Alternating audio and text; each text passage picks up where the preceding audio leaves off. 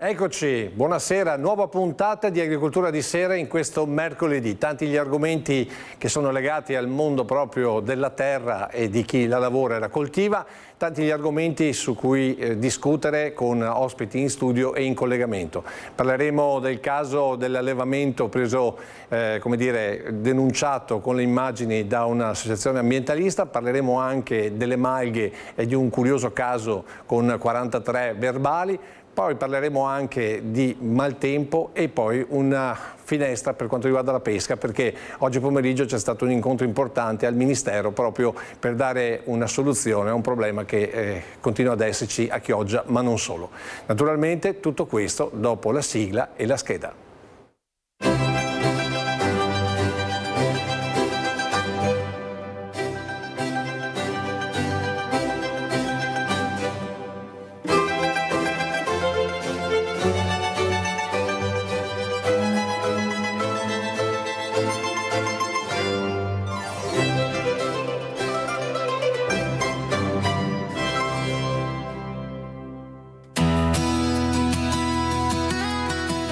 Sono queste immagini che caratterizzano la settimana di fine maggio dell'agricoltura veneta. La denuncia dell'associazione Essere Animali verso un allevamento del Trevigiano pone il tema della gestione in strutture di grandi dimensioni. Poca preparazione del personale, un notevole turnover avrebbero portato la situazione a livelli allarmanti, mentre dall'associazione animalista parte anche una campagna contro le gabbie parto e in genere la gestione dei suini negli allevamenti. In montagna invece i carabinieri forestali sanzionano gli allevatori che stanno portando in malga il bestiame. Documenti non in regola fanno scattare oltre 40 verbali con sanzioni da 300 euro l'uno. L'indignazione da parte dei malgari che esibiscono la documentazione rilasciata dalle ULSS e che fino ad ora era considerata valida per i trasferimenti verso gli alpeggi. Dalla montagna al mare con la protesta dei pescatori a Chioggia per il mancato sgravio contributivo e l'aumento dei costi energetici che hanno portato al fermo pesca volontario di una settimana per una marineria sempre più in crisi. Infine da segnalare le devastazioni causate dalle forti grandinate che hanno colpito in più punti il Veneto, dai colli Euganei a Rodigino fino ad arrivare in diversi punti e per giorni diversi sul territorio della Marca. Il maltempo con chicchi di ghiaccio grossi come noci ha distrutto intere coltivazioni orticole, azzerando la raccolta di frumento, orzo e avena pronti per essere trebbiati. Reti sfondate da quintali di grandine hanno in parte evitato il disastro su gran parte dei frutteti, anche se la conta complessiva dei danni risulta comunque elevata. Fenomeni sempre più estremi che da un lato impongono strutture di difesa al passo col cambiamento climatico, dall'altro richiedono coperture assicurative che garantiscano un reddito minimo a chi vive della produzione agricola per evitare lo spopolamento definitivo dei campi. Ecco, questi dunque gli argomenti di questa puntata che tratteremo innanzitutto presentando gli ospiti in studio. Parto con Terenzio Borga, presidente di Aprola, benvenuto, buonasera. Buonasera. Poi Marco De Zotti, presidente Giovani Coldiretti Veneto, benvenuto, buonasera. E poi, come sempre, abbiamo una rappresentanza per quanto riguarda la scuola e con noi abbiamo Fabio Faron, che è docente di agraria all'Istituto Professionale Verdi di Valdobbiadene. Buonasera. Buonasera. Ecco, poi cominciamo con i nostri ospiti in collegamento. Cominciamo con il nostro Fabrizio Stelluto. Buonasera Fabrizio. Buonasera a tutti voi. Allora, hai sentito un po' la scheda con gli argomenti, diciamo così, che tratteremo in questa puntata. Naturalmente poi sentiremo anche il tuo punto di vista non appena avremo fatto un primo giro. E poi con noi è già in collegamento Francesco Tonon, che è docente di veterinaria all'Università di Padova. Benvenuto, buonasera. Buonasera a lei, agli ospiti e agli ascoltatori. Benissimo, prima di partire, come sempre, vi faccio vedere quello che è il nostro oggetto misterioso. Lo scoprirete solo al termine. Sentite anche il rumore.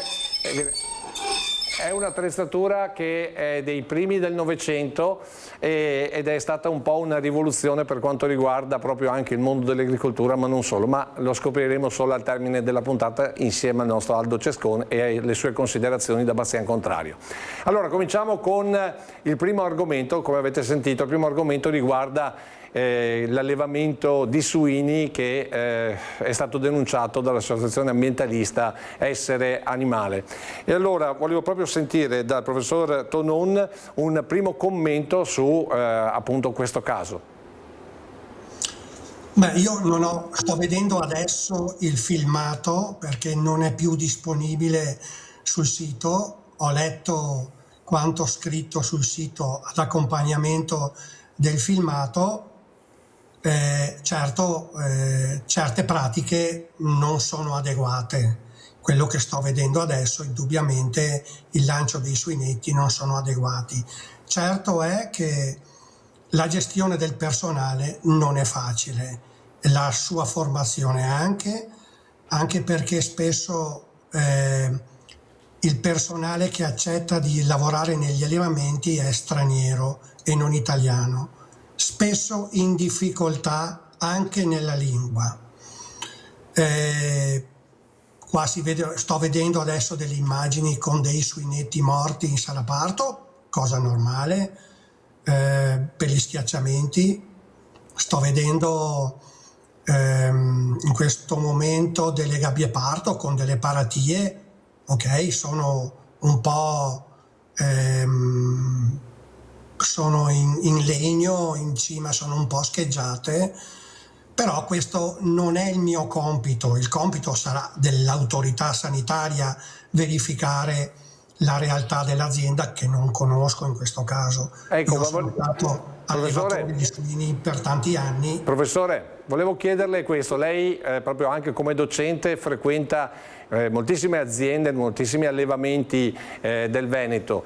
Mi pare di capire che però questo sia veramente un caso isolato rispetto alla media, che io stesso sono andato a visitare più volte, tanto è vero che chiedo magari alla regia di far vedere alcune immagini che invece noi abbiamo registrato in allevamenti che hanno a cuore il benessere animale, ma soprattutto la gestione di quello che poi è in realtà la loro risorsa, perché se tratti male l'animale, se va male vuol dire che diventa assolutamente un problema per quanto riguarda poi anche la realizzazione del prodotto, o sbaglio? Certo, e gli allevatori del nord-est, lo posso dire con certezza, perché seguo allevamenti un po' in tutta Italia, sono tra i migliori allevatori d'Italia, perché curano molto anche le strutture. Con l'università stessa sono 5-6 anni che stiamo monitorando nuovi tipi di gabbie parto, installiamo le telecamere, verifichiamo quale gabbia o quale box parto, poi ne parleremo più dettagliatamente, può essere più adeguata. E abbiamo fatto numerose pubblicazioni in merito, perché l'argomento è particolarmente delicato, quello della gabbia parto dei suinetti. Ecco, appunto, volevo chiederle questo, perché nella Selvaggia Lucarelli nel filmato continua a premere perché non esistano gabbie parto, perché le scrofe non vengano tenute in gabbia. Lei dice dalla sua esperienza, soprattutto dagli studi, che invece è essenziale avere la gabbia parto anche a tutela dei stessi operatori. Guardi, le faccio un paragone. Quando una donna partorisce in ospedale è su un lettino con 2 staffe, spesso con le gambe ferme, è una specie di gabbia. Adesso sto ragionando in assurdo, però perché è messa così? La donna è messa così perché il soggetto più debole in quella situazione è il nascituro. Quindi viene messa in posizione in cui possa spingere, assecondare le spinte del parto, ma anche perché l'ostetrica e il medico possano agevolmente intervenire in caso di difficoltà. Ecco, immagini adesso, passiamo alla scrofa in sala parto. Se la scrofa partorisce libera in un box, l'allevatore non può intervenire, perché la scrofa, innanzitutto, bisogna tutelare la salute, la sicurezza dell'operatore. Quindi dobbiamo chiudere la scrofa nella gabbia per poter intervenire. E non è che nasce un suinetto solo, ne nascono 15. Quindi per poter tutelare chi deve nascere, dobbiamo intervenire sulla scrofa e fare le adeguate esplorazioni in caso di necessità.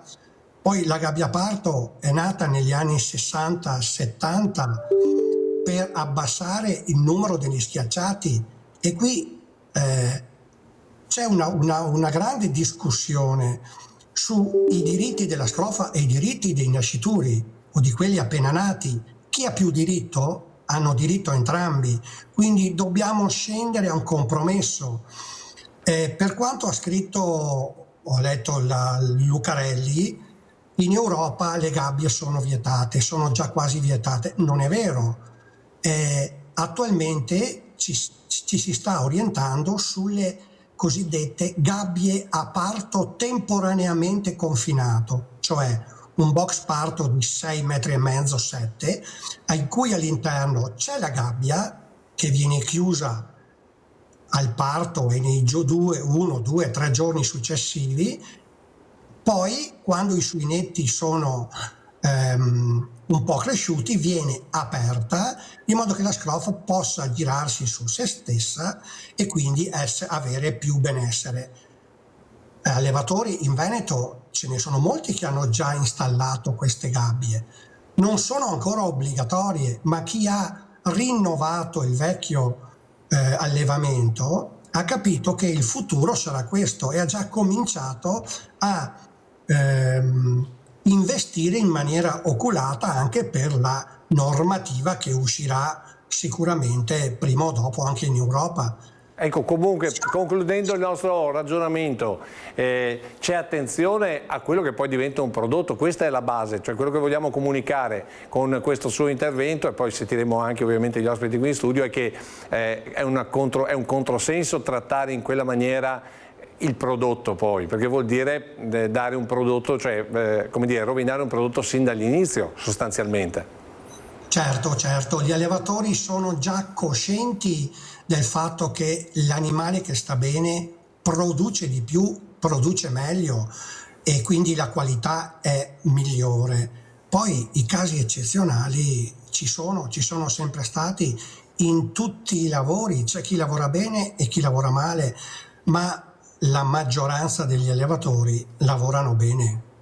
Grazie professore, grazie della sua testimonianza. Prima di passare al nostro Fabrizio Stelluto, che sicuramente ha delle domande, volevo sentire Terenzio Borga, perché lei, oltre che essere presidente dell'associazione allevatori, però per quanto riguarda la parte del latte, quindi bovini, è soprattutto un allevatore, e di conseguenza cosa dice a proposito del benessere animale, lei che proprio lo pratica ogni giorno?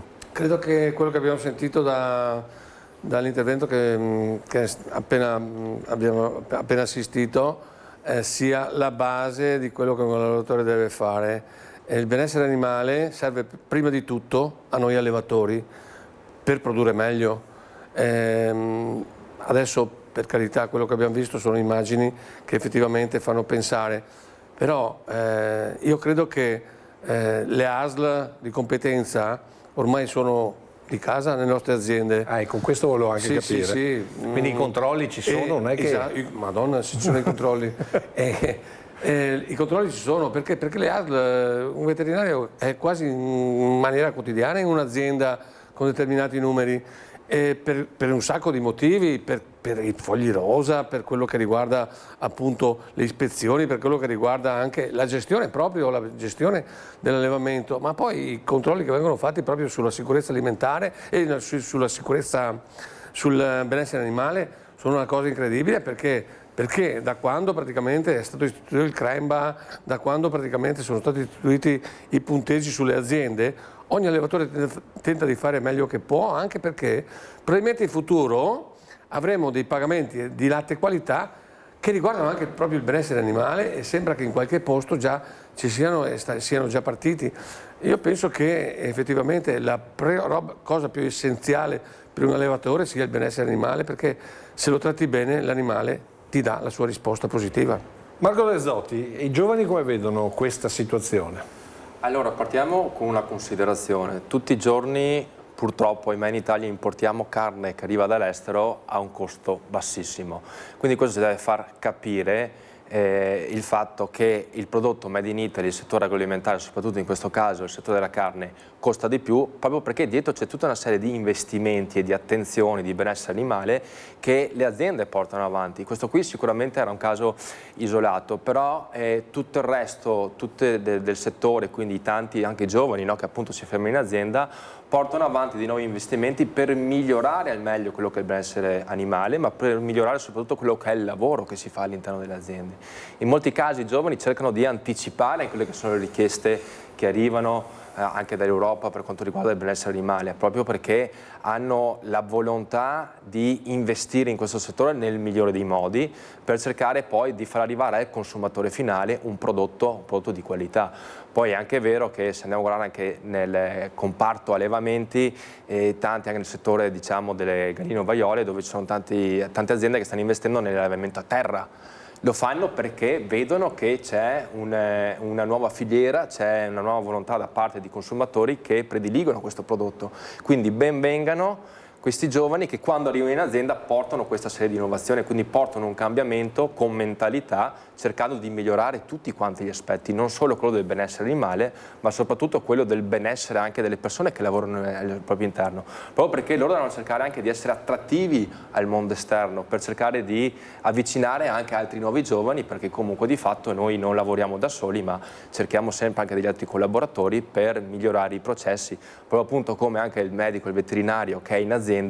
Io dico spesso in tanti casi che è praticamente parte dell'azienda perché è lì tutti i giorni a controllare appunto tutti quanti i processi siano la comunicazione idonei. al nostro telespettatore che non fa parte di questo mondo ma che compra la bistecca o nel caso prende il latte, è che comunque voglio dire nella stragrande maggioranza delle aziende ci sono talmente tanti controlli, c'è talmente tanta attenzione al prodotto perché deve essere un prodotto di un certo livello rispetto a quello che viene importato, per cui casi come questo sono veramente, come dire, borderline, come si potrebbe dire. Questo sicuramente, e quindi serve, come si dice, anche l'attenzione da parte nostra di andare a vedere anche in etichetta se il prodotto è made in Italy, da dove arriva, quindi serve sì una parte di formazione.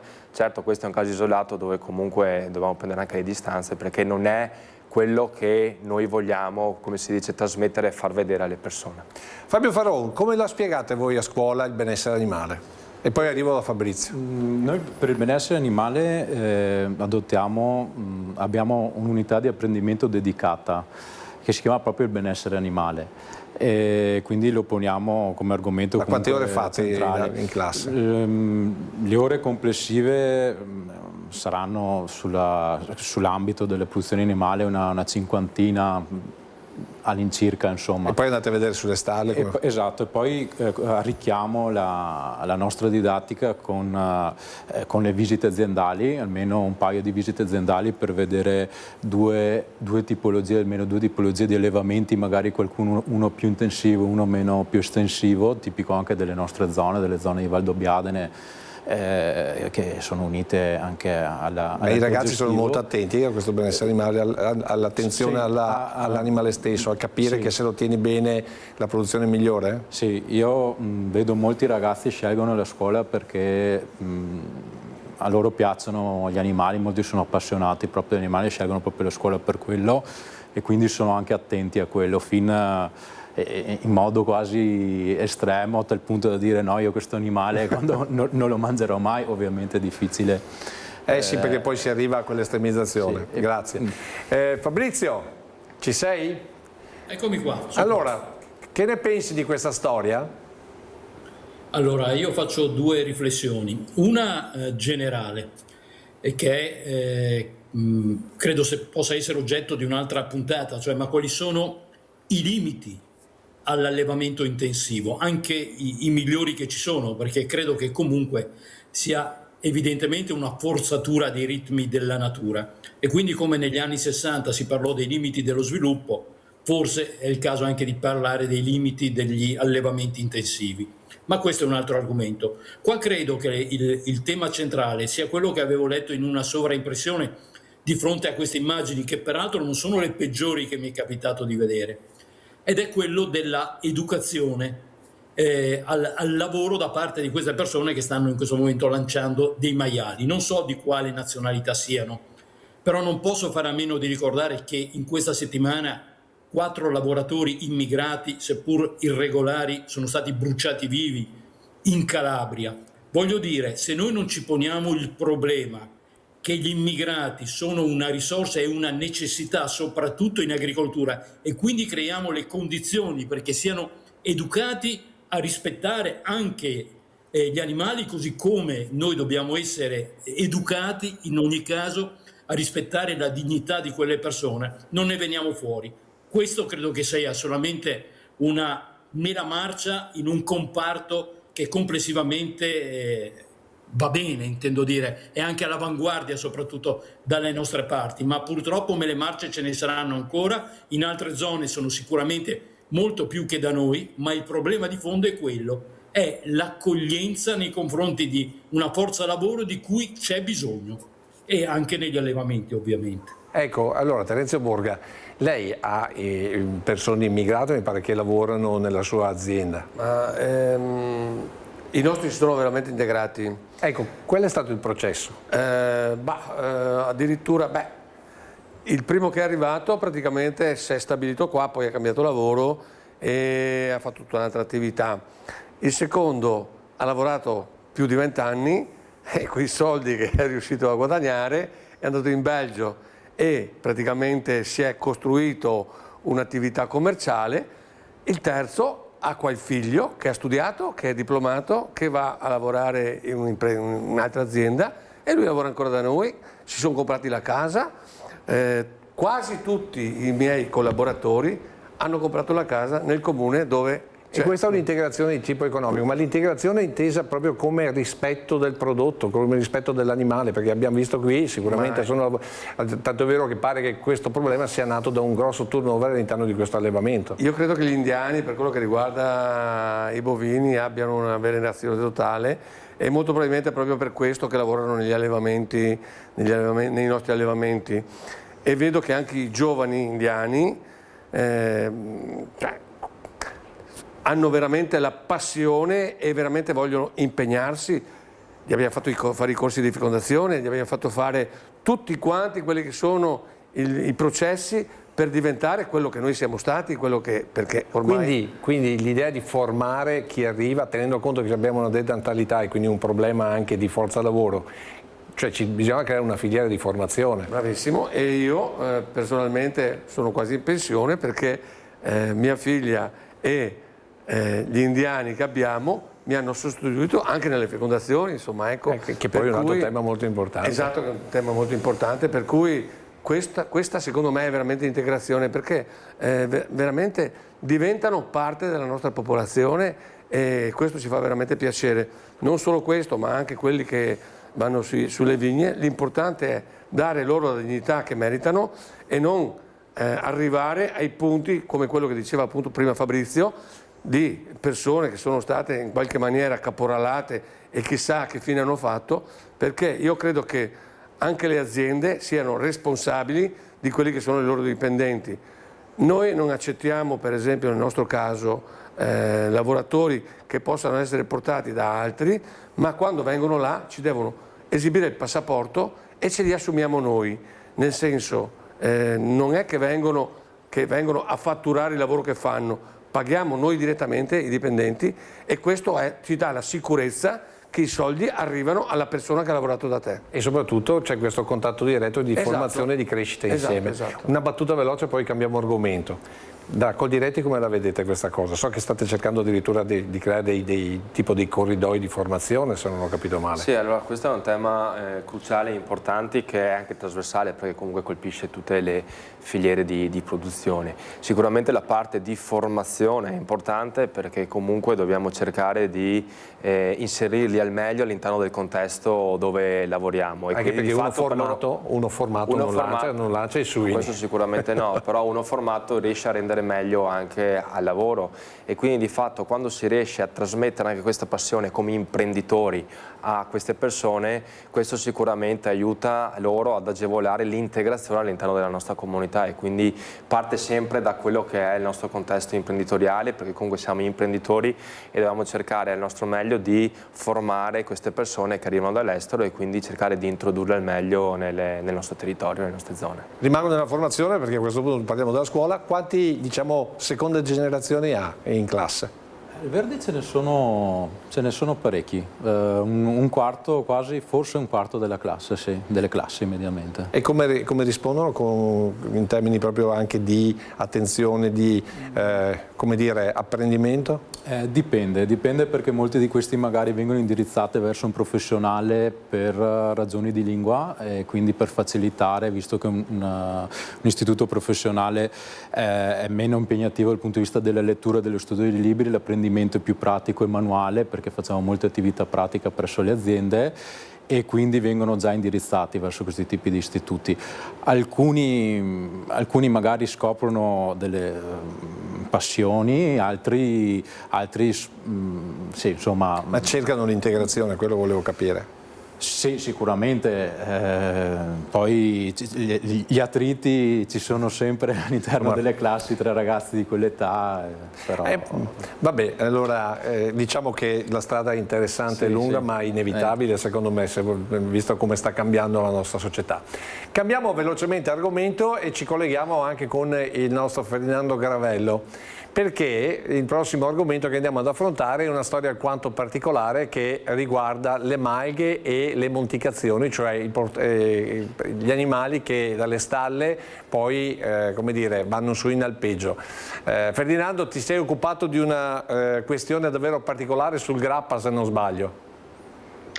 Buonasera Lucio, buonasera anche ai nostri telespettatori. Sì, è successo pochissimi giorni fa, ma potrebbe succedere anche domani mattina.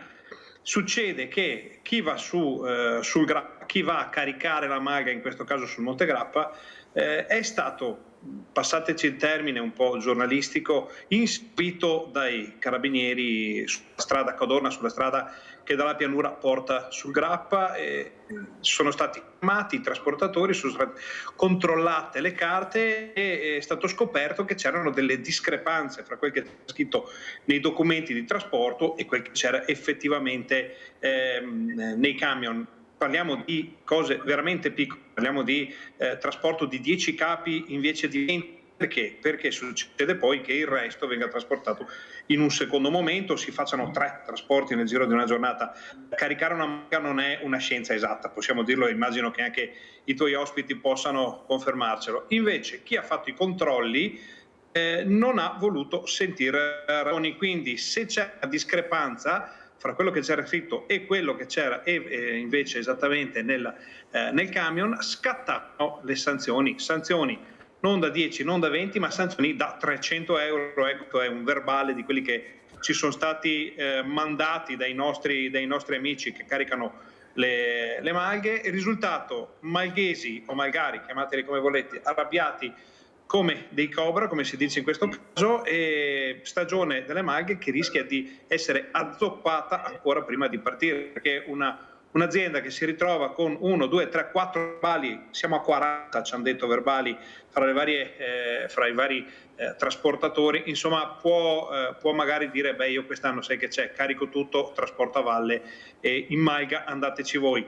Diciamo che al netto delle sanzioni, perché la cosa dovrebbe essersi poi chiusa con qualche telefonata tra forze dell'ordine e istituzioni, al netto di tutto questo ci fa capire che c'è una differenza immensa fra le potenzialità infinite di un luogo come il Grappa, ma potrebbe valere per l'altopiano, la Lessinia o qualsiasi altro luogo in cui si fa alpeggio, e quelle che sono invece le carte, le odiate carte, perché a un certo punto le carte diventano qualcosa veramente di infila nella porta e passa poi. Tutto questo è più o meno quello che è successo, Lucio. Ecco, grazie Ferdinando, giusto perché ci hai raccontato un po', diciamo, la vicenda, e naturalmente cominciamo con Terenzio Borga, perché è chiamato in causa più che mai come presidente di Aprola, e quindi persona che poi è stata subito informata dei fatti, come si dice. Penso alla fatica che abbiamo fatto per riportare le vacche nelle malghe del Grappa. La prima manifestazione che è stata fatta nel Grappa, Malga Mure, e poi spostata a Campocroce, è stata fatta da chi mi ha preceduto, e praticamente siamo riusciti, grazie anche al valido contributo del nostro direttore Bruno Bernardi, che da il Morlacco, un prodotto che non veniva neanche fatto, è riuscito a fare il presidio slow food e il formaggio bastardo. Praticamente siamo riusciti a ripopolare le malghe. Adesso, con i problemi che ci sono con i formaggi al latte crudo e con questi problemi, io non vorrei che succedesse l'opposto di quello che siamo partiti a fare. Perché? Perché vorrei precisare che per noi i prati di qualsiasi montagna sono un tesoro che dobbiamo preservare. E chi li preserva? Tutti con le chiacchiere o solo i malghesi coi fatti? E noi siamo veramente a difesa dei nostri malghesi, perché vediamo le difficoltà che hanno, perché noi li consideriamo veramente degli eroi, perché sono gente che si alza alle 4 del mattino e che va a letto chissà come, in condizioni pietose, perché noi andiamo a fare festa su nelle maglie, andiamo a vedere la bellezza, ma i problemi sono solo loro, e quando non c'è il turista sono solo loro con le vacche e la montagna che a volte è anche...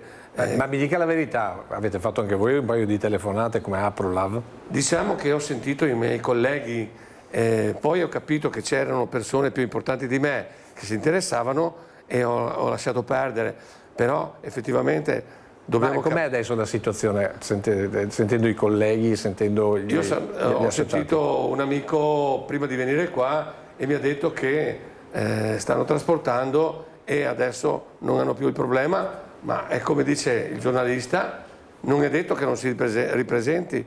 Non ho capito perché proprio nel Grappa, con la fatica che abbiamo fatto per riuscire a ripopolare, con la volontà dei sindaci del Grappa che volevano a tutti i costi ripopolare il Grappa della Vacca, perché è la storia del Grappa, la vacca da latte, lo ricordiamo bene, e nei primi tempi addirittura non c'era neanche nessuno più che faceva il formaggio, adesso tutti fanno il formaggio, questa specialità che il mondo ci invidia, e non vorremmo per questa burocrazia riuscire ad arrivare a un punto dove praticamente i malghesi perdono la pazienza, come è stato detto, e se ne stanno a casa perché è molto più comodo lavorare in pianura che lavorare in montagna. Un altro commento su questa vicenda quantomeno singolare? Allora, sappiamo perfettamente quanto la montagna sia difficile lavorarci, perché appunto, come diceva anche il collega, è molto più semplice portare attività agricole, soprattutto sulla pianura. Montagna si cerca sempre, come si dice, di agevolare un po' anche quello che è la resilienza, quello che è la permanenza, soprattutto dei giovani, no? Che sono un bene prezioso, che sono quelli che poi porteranno avanti anche tutte queste attività qui. Quindi di fatto, per riuscire a supportare al meglio quelle che sono le loro idee o quello che è la volontà di portare avanti attività magari dei nostri genitori, grazie a dei bandi, grazie ai CSR, ci sono comunque delle cose specifiche proprio per il supporto e l'aiuto alla montagna. Però anche questo non basta, perché comunque ripeto, chi si ferma in montagna sono degli eroi e di fatto dobbiamo cercare di agevolare al meglio quello che sono il loro lavoro, quello che sono le loro attività, anche perché il bosco avanza. Se non c'è attività dell'uomo, se non c'è lavoro, 1 metro all'anno il bosco avanza, e quindi di fatto per salvaguardare i prati abbiamo la necessità di un presidio dell'uomo, e ben vengano anche le maghe, dove comunque come Coldiretti sono stati anche coloro che hanno stati i promotori, no, della transumanza della legge regionale, che supporta e aiuta queste attività qui, che a oggi in Veneto sono 700 le maghe. Però quindi... se la transumanza poi te la vengono a sanzionare perché manca... Cos'è che mancava? Una firma, un documento dell'USL? Una cosa che dimenticavo è appunto che quando si muovono gli animali l'ASL è già al corrente, perché sono loro che fanno i documenti. Se poi caricando gli animali non ne va su uno ma ne va su un altro, perché non è semplice in mezzo agli animali riuscire in un box di animali riuscire a leggere l'orecchino e a capire qual è quello caricato. La sanzione è perché non era... Non lo so poi se sia questa, ma mi sembra di capire che può essere anche questo. Quando c'è anche un documento cumulativo, bisogna capire che se non c'è solamente un trasporto, ma ce ne sono di più, bisogna valutare insomma un po' di buonsenso, diciamola così. Che comunque il buonsenso deve avere appunto la ragione, insomma, ecco. Fabrizio, aspetta che sono qua. Allora, qui invece il tuo punto di vista da vecchio cronista, non è la prima volta che capitano cose di questo genere in questo settore? No, non è la prima volta né in questo settore né in altri, insomma, io spero che questa vicenda si chiuda con la parola buonsenso. Detto questo, però, non è neanche ammissibile il liberi tutti, cioè quando si dice vorrà dire che allora gli allevatori non faranno più la transumanza, mi pare un po' esagerato, perché contestualmente bisognerebbe anche dire rispettino la regola. La prima volta va bene, quindi è giusto, però non è che sono gli unici eroi, come sono stati detti. Io sai quanto li ammiro. Cioè, la prima volta appunto perché è una situazione particolare, bisogna essere comprensivi, dopodiché però bisogna cercare di rispettare le regole, perché questo è quello che succede in un paese civile e democratico. Se quelle regole, purtroppo come spesso accade nel nostro paese, sono eccessivamente burocratiche, vanno cambiate. Per questo esistono le associazioni di categoria, però insomma fino a quando non si cambiano secondo me vanno rispettate. La prima volta è ammissibile che ci voglia un po' di buonsenso per evitare conseguenze antipatiche. Allora volevo sentire, poi salutare il nostro Ferdinando Caravello, se è ancora in linea. Senti Ferdinando, ma abbiamo delle ultime novità? Perché io ho cercato di sentire delle novità dal presidente di Aprof, ma giustamente lui, come dire, le tiene un po' per sé, mettiamola così. Tu hai qualche novità da cronista allora, su come si sta evolvendo questa vicenda, così la spieghiamo ai nostri telespettatori. Da quello che abbiamo appreso, da quello che si è riusciti a raccogliere, a fare le varie voci, pare che ci sia stato una pace, insomma, che sia stata sotterrata l'ascia di guerra. Che questo poi significhi che gli allevatori e i trasportatori abbiano una maggior cura nel redigere il foglietto di giornata, probabilmente sì. Che questo voglia dire che le forze dell'ordine magari non chiudano un occhio, perché nessuno ha mai chiesto questo, per carità, ma magari diano solo un'occhiata al controllo, a quello che serve e non a quello che poi può essere visto come un di più. Potrebbe anche essere, c'è da capire perché è successo e se si ripeterà, perché gente che caricava malga da 40 anni ci dice è la prima volta che mi succede, quindi la notizia non era tanto nella multa, la notizia era nel fatto che dopo decenni di trasporti su quella strada sono andati a vedere una carta che nessuno guarda mai, per il semplice motivo, come dicevamo prima, che il caricar malga non è una scienza esatta e, come ha detto anche Terenzio Borga, caricare le vacche giuste in un momento di grande concitazione potrebbe diventare piuttosto complicato. Siamo certi, conoscendo, oppure certi, la certezza non è di questo mondo, però siamo abbastanza convinti, conoscendo i protagonisti, che non ci sia stata malizia, un dolo, una volontà di fare chissà cosa, semplicemente si carica, via, si parte, se resta giù la vitella, la mangia, la vacca con l'orecchino diverso, sale con il trasporto successivo. Da quello che abbiamo capito noi dovrebbe essere finita qui, anche perché, Lucio, ne avete parlato anche voi, fra acqua che non c'è o che costa un patrimonio da portare su, c'è chi non ha la corrente, c'è chi si trova a dover esporre il cartello attenzione latte crudo, e questo fa scappare letteralmente poi la gente che arriva in malga, e tutte le altre situazioni. Addirittura in alcune zone dell'altopiano di 7 comuni mi raccontano i ben informati che ci sia il rischio che alcune pozze coltivate da centinaia, forse migliaia di anni, vedano al loro interno degli organismi, dei microorganismi che potrebbero comprometterne la potabilità da parte degli animali nei prossimi anni a causa del cambiamento climatico. Quindi fa sempre più caldo, cambia il clima, le pozze non sono più utilizzabili, e questo è un'altra minaccia veramente gravissima verso la sopravvivenza delle malghe. Insomma, siamo di fronte a una serie alla tempesta perfetta. Ecco, se non ci mettiamo un bell'ombrello, qui va a finire veramente male. Questo lo dico più che da giornalista, da frequentatore di quei luoghi. Sì, esatto, noi ti convochiamo ogni volta perché sei un acuto osservatore dell'altopiano, delle montagne, sei oltretutto anche come dire, un esperto per quanto riguarda la produzione dei formaggi, quindi persona al di là del cronista, insomma, attenta a questa parte del mondo agricolo. Grazie a Ferdinando Caravello per la tua testimonianza. Io adesso però volevo vedere se abbiamo in collegamento Michele Nenz, che è della Coldiretti di Belluno. Benvenuto Michele.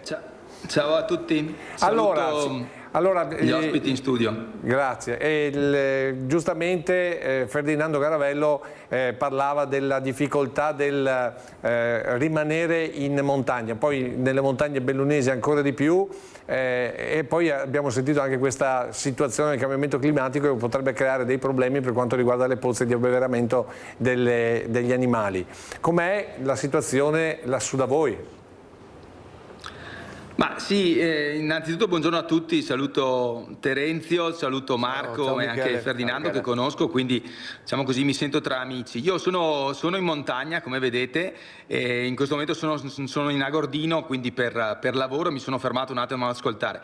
Beh, parto anche dalla situazione del Grappa, che secondo me io non la farei neanche così grave, nel senso che chi ha fatto quella sanzione, secondo me, ha semplicemente guardato un modello 4 di trasporto e ha verificato che non c'erano i 38 capi che erano previsti, ma ce n'erano solo 10. Evidentemente perché in quel rimorchio non ci stavano 38 animali, quindi era un modello 4 cumulativo e gli altri animali erano stati trasportati con altri carichi, ovviamente. Ma il modello 4 ci ricordiamo essere un documento di trasporto degli animali che serve anche per caricare e scaricare i codici ASL, quindi tecnicamente serve per dimostrare e tracciare la provenienza o ovviamente dove vanno e da dove arrivano gli animali che arrivano negli alpeggi. Alla tua domanda rispondo come stiamo nel bellunese. Abbiamo iniziato la stagione, nel senso che alcune malghe, quelle più basse, come sapete la pratica dell'alpeggio è una pratica antica che ha come obiettivo e aveva come obiettivo, ma ce l'ha ancora, quello di utilizzare le risorse naturali che la natura ci mette a disposizione. Ovviamente le malghe più basse sono alpeggiate prima e poi vengono alpeggiate le malghe più alte che hanno l'erba, diciamo così, in crescita in maniera differenziata rispetto allo stato vegetativo, e poi al ritorno dall'alpeggio in autunno avviene esattamente il contrario. Nel bellunese le malghe più basse in questo momento vengono alpeggiate, appunto, e c'è un problema d'acqua quest'anno, nel senso che adesso la pioggia sicuramente ha creato delle condizioni favorevoli alla crescita del foraggio, però non c'è una grande presenza d'acqua in quota, causa le precipitazioni scarse nevose che di quest'inverno, che sono state veramente scarse. Crediamo di avere alcune problematiche, soprattutto per quanto riguarda la beverata degli animali. Sapete che da noi, insomma, sulle Dolomiti la parte principale di approvvigionamento è quella da torrente, mentre, come avete detto giustamente, dalle Prealpi, l'Alpiana di Asiago e il Monte Grappa l'approvvigionamento viene per lo più attraverso le pose, insomma le pozze, le lame, chiamatele come volete a seconda della zona. Da questo punto di vista è importante ragionare anche sulle pose. Ne abbiamo fatto, credo, sono stati fatti tanti interventi negli anni da parte delle amministrazioni comunali, dagli enti pubblici, ma anche progetti sperimentali delle università, eccetera.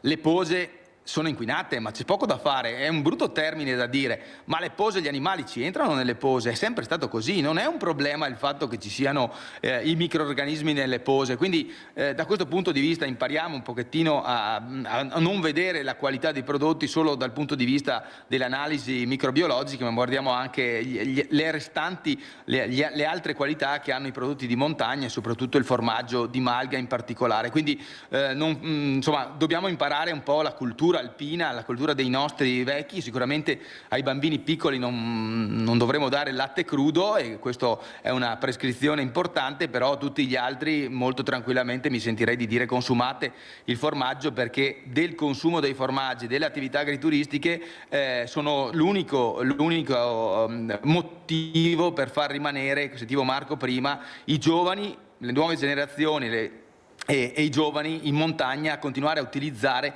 quelle risorse naturali che sono anche elemento di biodiversità, che non dimentichiamoci essere, diciamo così, quelle aree che oggi anche l'Europa ci vuole mantenere, proprio perché sono fonte di biodiversità non soltanto, diciamo così, umana, ma soprattutto per gli animali che su questi luoghi pascolano e per gli animali che da questi luoghi traggono nutrimento. Ecco, Michele Nenz, ma giusto per capire, è in pericolo la stagione, ad esempio per noi turisti che andremo su in malga nelle montagne bellunesi, troveremo delle malghe chiuse, oppure per fortuna, anzi per passione e per missione continueremo ad avere comunque dei punti di riferimento aperti? Ma no, nel senso che noi dobbiamo fare di tutto, le associazioni non servono se non trovano un sistema di fare in modo che le malghe rimangano. Cioè io mi sento di dire che con APROLAB, con tutti i soggetti che oggi intervistati, eccetera, noi abbiamo il compito, abbiamo, diciamo così, l'obiettivo di mantenere gli alpeggi. Ovvio che in alcuni casi, come è successo, dobbiamo fare in modo che la burocrazia necessaria per alpeggiare gli animali piuttosto che avere più animali in alpeggio. È stato detto giustamente prima, oggi una criticità importante è quella dell'avanzata del bosco. L'avanzata del bosco si ottiene, guardate, con due cose. Uno, la cura del pascolo, quindi l'eliminazione delle infestanti. L'altro aspetto è il pascolamento, quindi il fatto di avere animali che pascolano. Da questo punto di vista è indispensabile avere aziende che hanno l'azienda, diciamo così, a casa durante il periodo diciamo così, invernale, autunnale, e che poi praticano alpeggio con i loro animali. Ovvio che anche qui va cambiata un po' la cultura. Cioè, se dovessimo guardare alla mera produzione, alla quantità di latte, le aziende dovrebbero rimanere in stalla, le vacche dovrebbero rimanere in stalla e dovrebbero mangiare soltanto, no? Invece la pratica dell'alpeggio, i prodotti dell'alpeggio hanno un altro obiettivo, hanno l'obiettivo di valorizzare, di utilizzare gli spazi aperti, e questo bisognerà politicamente fare delle scelte importanti, agevolando questi eroi, l'avete definito voi, io mi associo a quanto avete detto prima, quegli eroi che continuano a rimanere in montagna. Nel Bellunese ci sono le malghe aperte, ci sono le aziende agrituristiche che sono legate all'attività di trasformazione, dei prodotti eccellenti, quindi venite a visitare, ma non solo il Bellunese, anche l'Altipiano di Asiago e il Monte Grappa, che, come è stato detto giustamente prima, ha delle peculiarità molto interessanti proprio per la fruibilità anche turistico ricettiva della bicicletta, del trekking, eccetera, e sicuramente troverete quei prodotti che a casa non trovate e che dovrete pagare il giusto prezzo, perché ovviamente anche in montagna i costi sono lievitati e anche per questo è necessario dare la giusta remunerazione alle nostre aziende. Grazie a Michele Nenz, ti lasciamo alle tue attività in montagna, devo dire in ambienti decisamente meravigliosi che mi auguro molti di noi vorranno frequentare soprattutto per le vacanze. Vado a parlare di scuola perché voi come raccontate invece gli alpeggi, la difficoltà ma anche la bellezza di poter ad esempio diventare malgari, per non dire casari?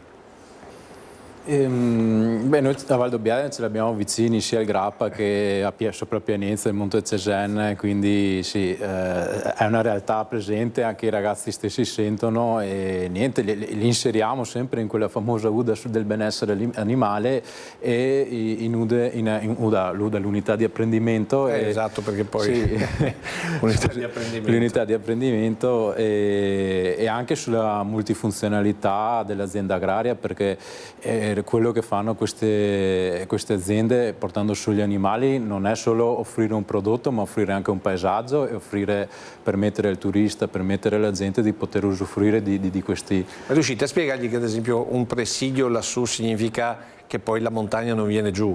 Perché ai ragazzi è essenziale spiegare anche questo, oltre che naturalmente ai nostri telespettatori, consumatori. È vero, parte. Magari paghiamo un pezzo di morlacchio, qualche soldino in più, ma quel soldino va a finanziare una persona che rimane lì e fa presidio del territorio, evitiamo poi di dover pagare perché ci viene giù la frana e quant'altro. Una sola cosa volevo dire per completare. Ricordiamoci che in passato, ma un passato anche recente, i formaggi del Grappa, i formaggi del Pianezze hanno avuto dei riconoscimenti importantissimi non solo al Casius ma a San Vincent e non solo. Quindi quando diciamo così ha detto li paghiamo un po' di più perché valgono di più, perché effettivamente hanno una qualità che è superiore, hanno difficoltà di produzione, ok, ma hanno un valore che è veramente per gli esperti, sono veramente prodotti eccezionali, perché quando un Morlacco vince il Casius Veneti come miglior formaggio o un Monte Cesen vince a San Vincent il miglior formaggio nazionale, ti dà l'idea che le nostre montagne hanno un valore incredibile e noi siamo sempre stati a fianco a queste produzioni. Però è vero, giustamente, perché tu paghi la qualità, però se nella qualità io so anche che do una mano a chi lassù poi mi tiene controllato il bosco, mi evita che avanzi troppo, avverte se magari comincia una slavina, una piccola frana che poi invece può diventare un grosso problema, che poi diventa un problema di comunità, mi sembra che insomma le due cose insieme facciano la differenza. Da Coldiretti come la vedete questa cosa? E soprattutto come riuscire ad aiutare i giovani a rimanere e a intraprendere una strada che, diciamolo vero, è veramente in salita? Beh, l'economia territoriale penso che sia una delle cose più importanti, quindi aiutare o supportare un'impresa del territorio significa che poi la stessa impresa riesce a dare lavoro ad altre persone e si crea un'economia circolare che poi permette al territorio di reinvestire e di supportare poi al meglio quelle che sono anche queste imprese. Per quanto riguarda il supporto che come Coldiretti diamo è sicuramente la parte, diciamo, la parte tecnica, quindi cercare un attimino di impostare al meglio tutte quelle che sono le domande che poi portano avanti per riuscire a portare a casa quello che è il bando che viene dato attraverso i CSR, che sono i CSR dedicati apposta alla montagna, che servono appunto ai giovani o comunque alle persone che vogliono investire e rimanere nella montagna nell'andare a creare anche l'agriturismo, quindi andare a creare tutta una serie di attività vendite al dettaglio, proprio per cercare di comunicare al meglio quello che è il lavoro che si svolge, perché comunque la montagna ad oggi vive per il turismo ed è importante che i giovani sotto questo punto di vista siano anche ben formati attraverso anche il lavoro che facciamo come giovani imprese, dove diamo la possibilità di formazione e di consulenza e di creare rete appunto all'interno anche di questo territorio, proprio per cercare di far fronte alle sfide nei migliori dei modi, quindi attraverso la formazione avere giovani che sono preparati, che sono capaci, che sanno come affrontare al meglio poi i rischi del mestiere, insomma. Ultima battuta perché poi dobbiamo andare in pubblicità. Terenzio Borga, quest'anno come andiamo come maghe visto da APROLAV? Ci saranno delle maghe rimarranno chiuse oppure? E nel frattempo vediamo delle immagini che abbiamo registrato ieri per parlare di una DOP che è diventata maggiorenne, mi pare, no? Con la casatella trevigiana. Però parliamo delle maghe intanto. Purtroppo sì, la maglia è un sacrificio dove finiscono certe attività di gente anziana, non sempre abbiamo il ricambio generazionale, però noi lotteremo fino alla fine per riuscire a dare dignità a queste persone, perché queste persone hanno bisogno di dignità e la dignità passa anche nell'economia, cioè i soldi che riescono a realizzare quando vanno in malga. Per quello che ci riguarda, quest'anno faremo 30 anni e faremo anche un convegno proprio sulle maghe del Grappa a Malga Campocroce, vicino a Malga Campocroce, perché purtroppo non lo facciamo più a Malga Campocroce ma su quella zona là, e quest'anno per abbiamo il 30° anniversario della prima manifestazione che ha fatto APROLAV, che è proprio il fulcro di quella che è la nostra propensione diciamo così, a pubblicizzare le qualità venete che non hanno eguali al mondo, mi sento di dire. Noi siamo orgogliosi di quello che è stato fatto in passato da Carlin prima, Centofanti poi, e anche durante la nostra gestione con i miei collaboratori e soprattutto con Bruno Bernardi, che ha sempre creduto nell'attività, nelle malghe, e che ogni giorno mi telefona per darmi qualche idea nuova per riuscire a mantenere il Grappa, per riuscire a mantenere le montagne. Prima abbiamo sentito Michele Nenz, una bravissima persona che conosco da sempre e con la quale condividiamo questa passione, quella di dare dignità alle persone che vanno in montagna, perché ci preservano il territorio come nessuno. L'ho detto credo un'altra volta qua, una volta a Padola andavo in colonia e Danta la vedevo e c'era solo prato, adesso sono tornato e non vedi più Danta. Quindi pensiamo a cosa vuol dire mantenere l'uomo sul territorio. Ma queste maghe quest'anno rimarranno aperte o no dal vostro osservatorio? O ce ne saranno che rimangono chiuse? Qualcuna purtroppo non riusciremo ad aprirla, ma però ne abbiamo tante che daranno il loro contributo come l'hanno sempre dato. Va bene, grazie al nostro Terenzio Borga che ci saluta in questa prima parte. Noi adesso diamo la linea alla pubblicità, ritorneremo per la seconda parte, cominceremo a parlare invece di pesca, quindi dalla montagna al mare.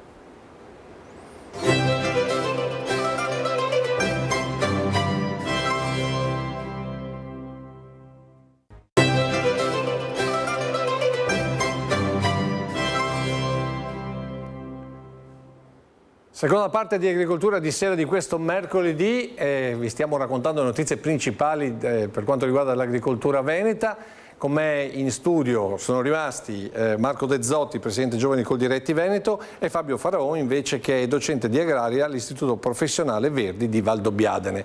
Vi faccio vedere, sempre con la regia del nostro Francesco Cerone, aiutato da Mattia Pizzaia, l'oggetto misterioso. Vediamo se riusciamo a vederlo insieme, magari eccolo qua, bravo. Questo è un oggetto misterioso che, come sentite, ha un suo rumore particolare, ma lo scoprirete alla fine della puntata, come sempre con il nostro Aldo Cescon.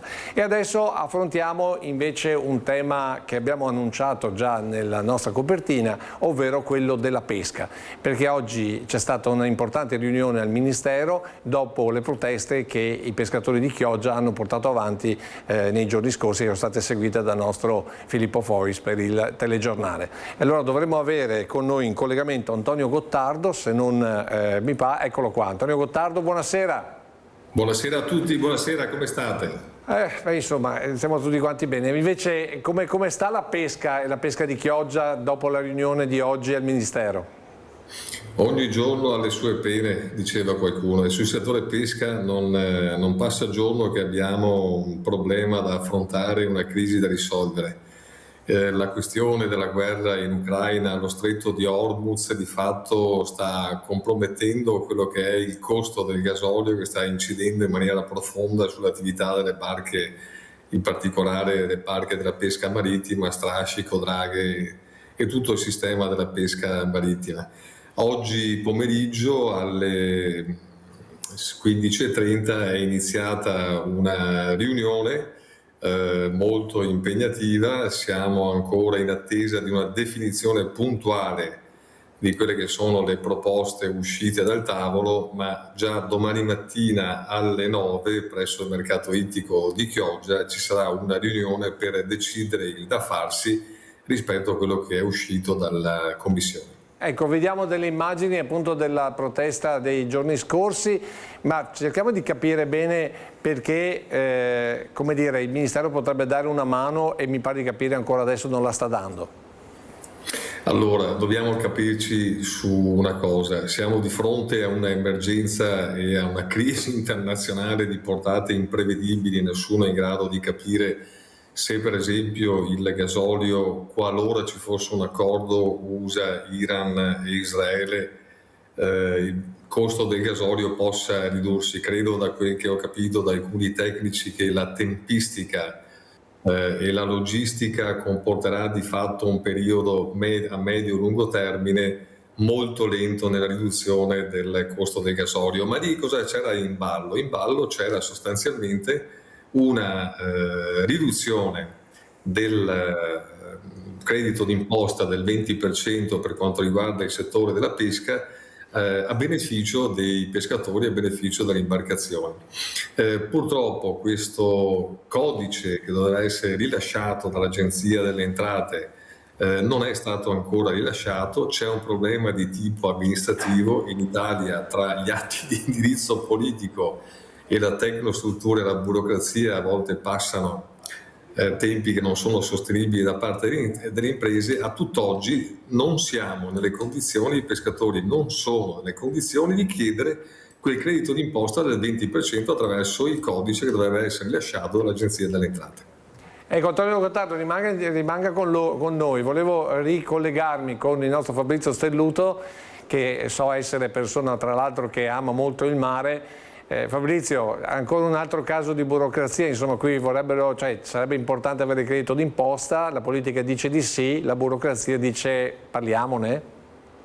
Sì, va sempre così. Guarda, il mio intervento può essere solo lapidario. Siamo in un paese in cui quando parliamo di prezzi sono rapidissimi a salire, ma a tornare alle condizioni iniziali, anche quando ovviamente il sistema lo permette, i tempi sono sempre decisamente diversi. Non ho mai capito perché, però quello che succede. Però la realtà è che questo mette in crisi totalmente un settore, quello della pesca di Chioggia, che rischia anche di essere irreversibile, perché so che ci sono diverse barche che sono prossime al taglio, come si dice.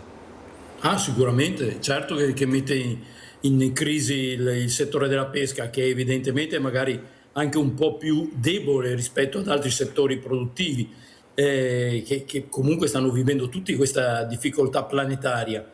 Non so neanche io cosa dire, perché viviamo un momento in cui la politica è veramente disattenta alla quotidianità di tanti settori lavorativi. Qua non si tratta più di, come posso dire, neanche di fare scelte politiche. Talvolta non ascoltano proprio o dicono di ascoltare e poi non agiscono.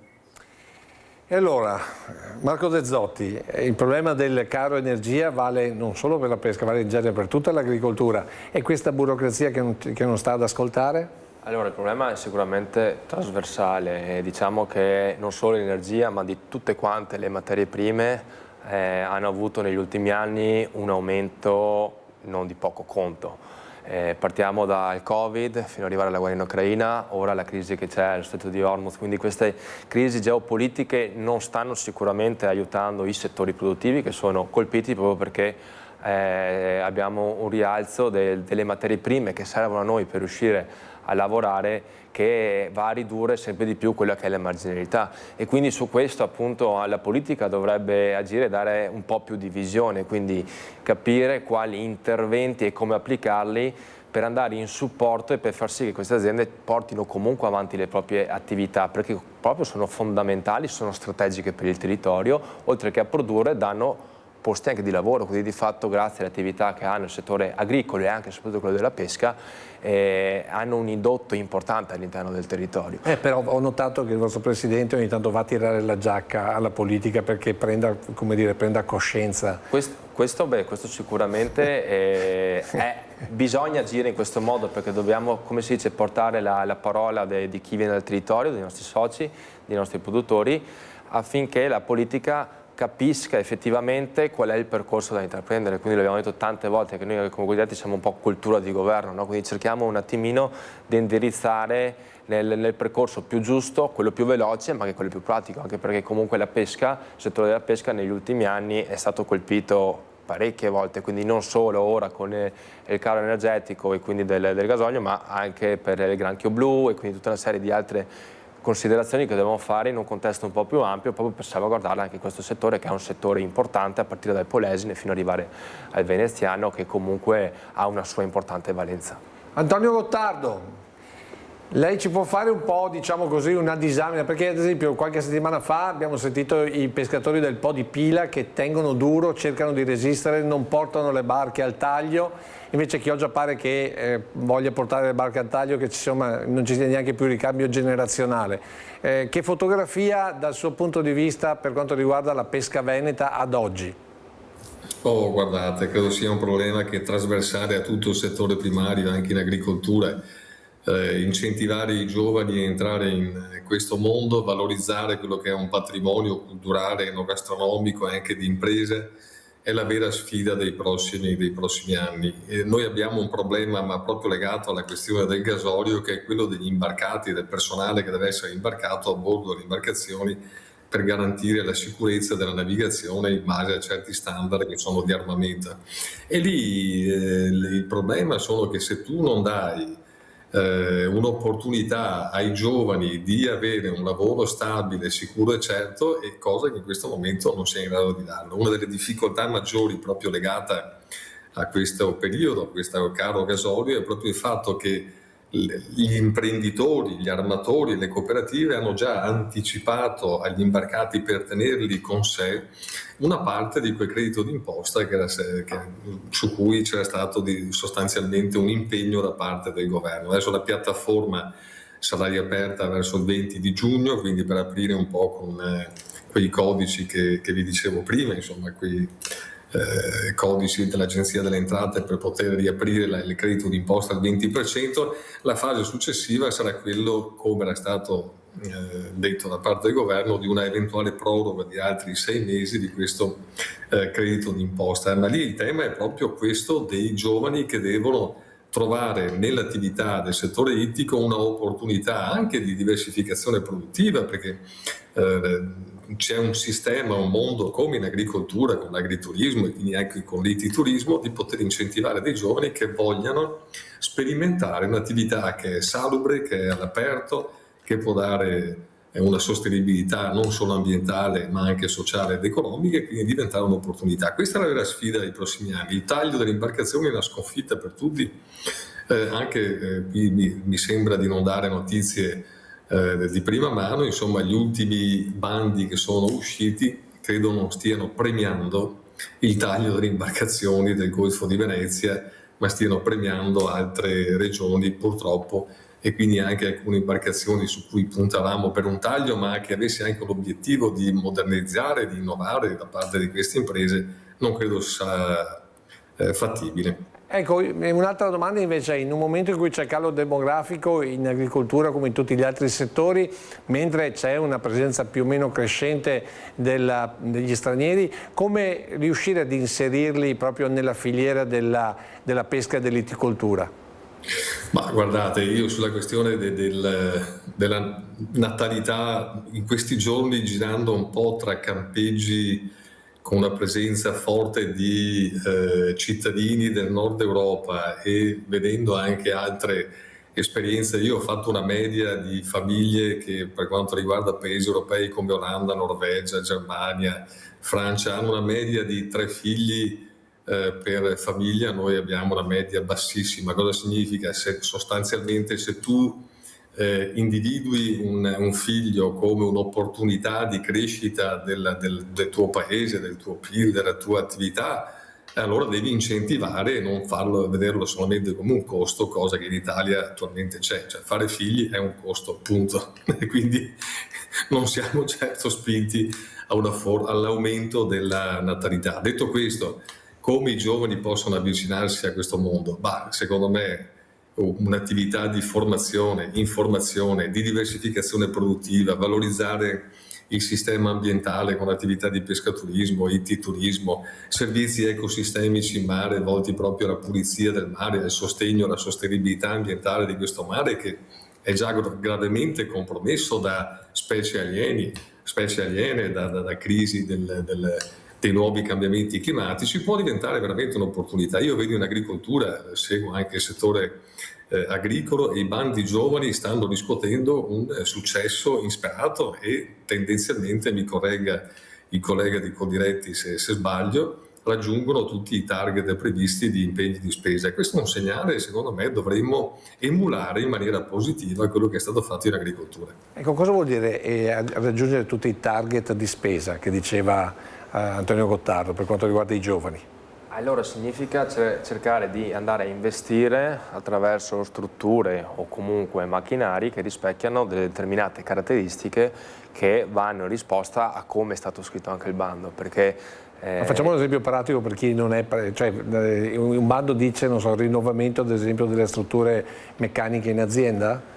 Sì, potrebbe anche essere, diciamo, le famose botte recupero che vengono spesso utilizzate sui vigneti, che permettono di recuperare parte del prodotto e quindi di fatto avere un impatto nel territorio bassissimo. Chi investe in questi macchinari che risponde magari alle caratteristiche come richieste dal bando si riesce ad accedere e da attivare il bando. E quindi i giovani sono quelli che sono più predisposti, riescono meglio, riescono a raggiungere meglio questo tipo di obiettivi? Questo sicuramente sì, perché in tante occasioni vengono dati punteggi maggiori, soprattutto ai giovani, per incentivare a rimanere e a investire all'interno di questo settore. Ecco, dal vostro osservatorio, giovani però stranieri che entrano nel mondo dell'agricoltura con questo tipo di mentalità esistono?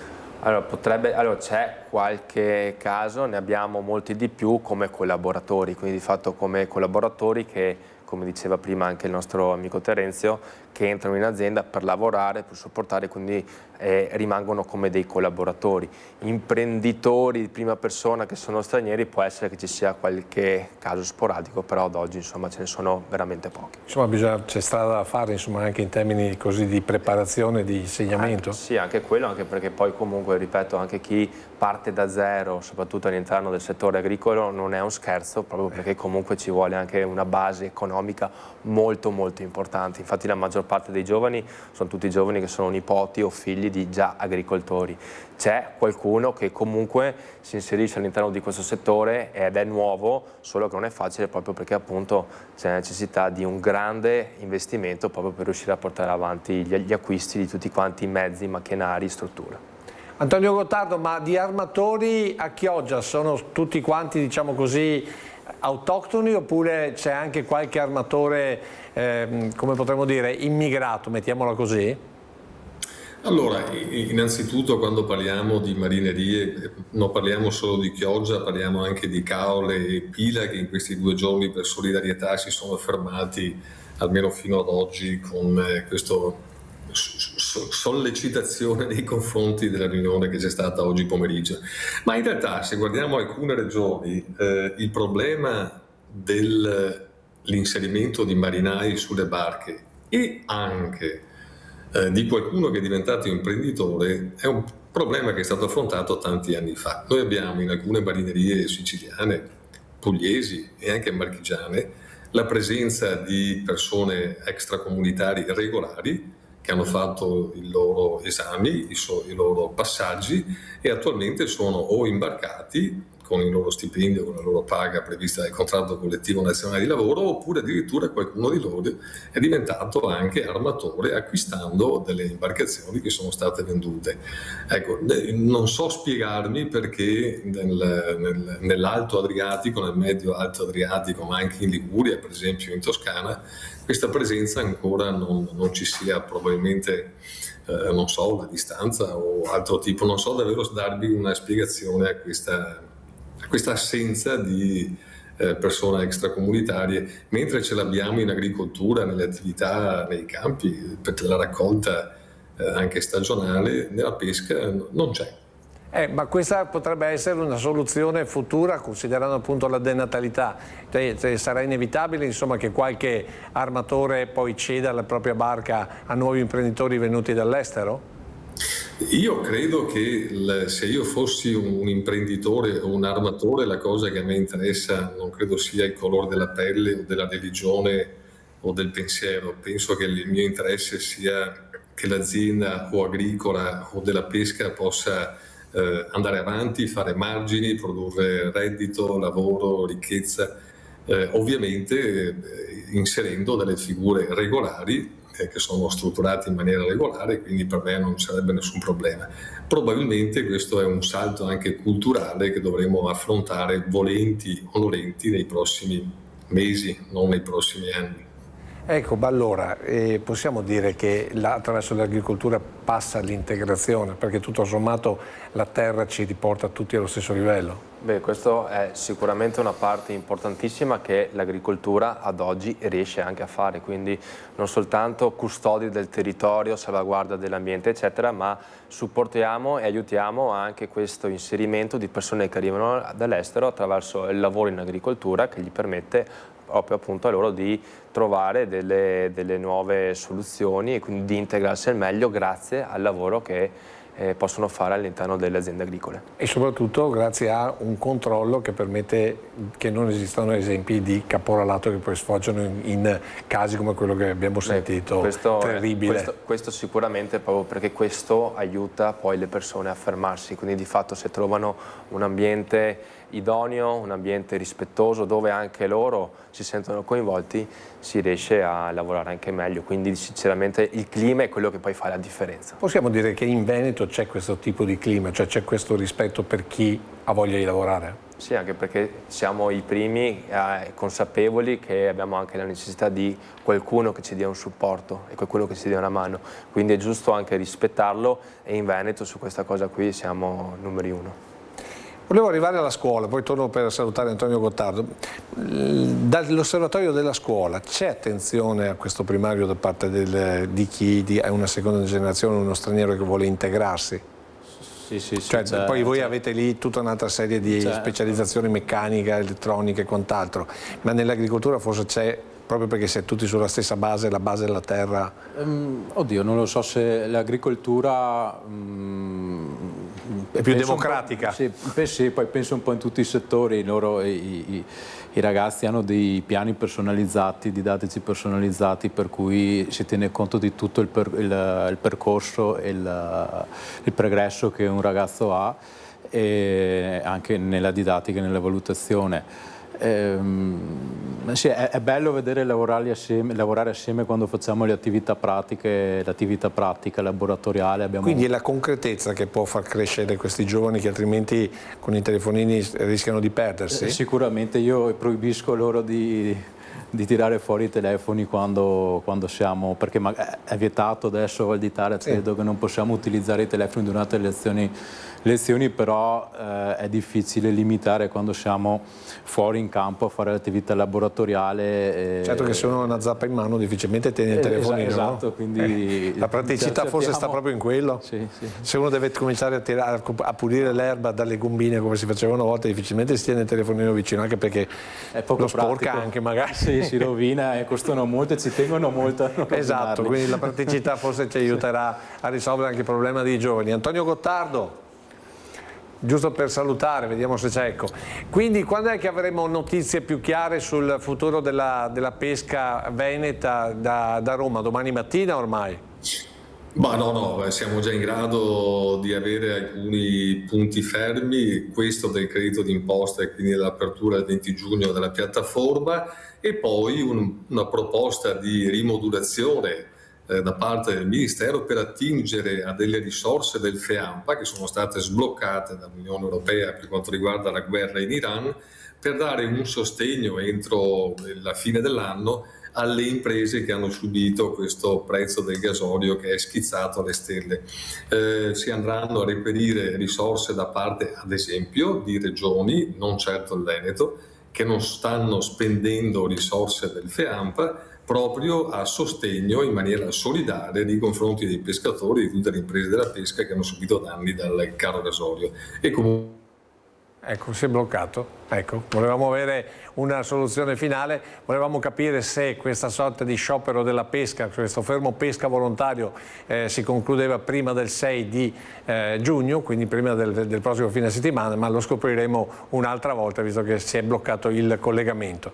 E allora adesso dovremo cambiare drasticamente argomento e avvicinarci invece a quello che è l'ultimo argomento di questa seconda parte, ovvero il maltempo, e molto probabilmente dovremo avere con noi in collegamento, se non sbaglio, Andrea Chini di Radar Meteo. Vediamo se per caso c'è in collegamento, perché intanto vedete le immagini di maltempo e le immagini poi delle, come potremmo definire, della grandinata che è accaduta nei giorni scorsi e nelle scorse settimane un po' in tutto il Veneto.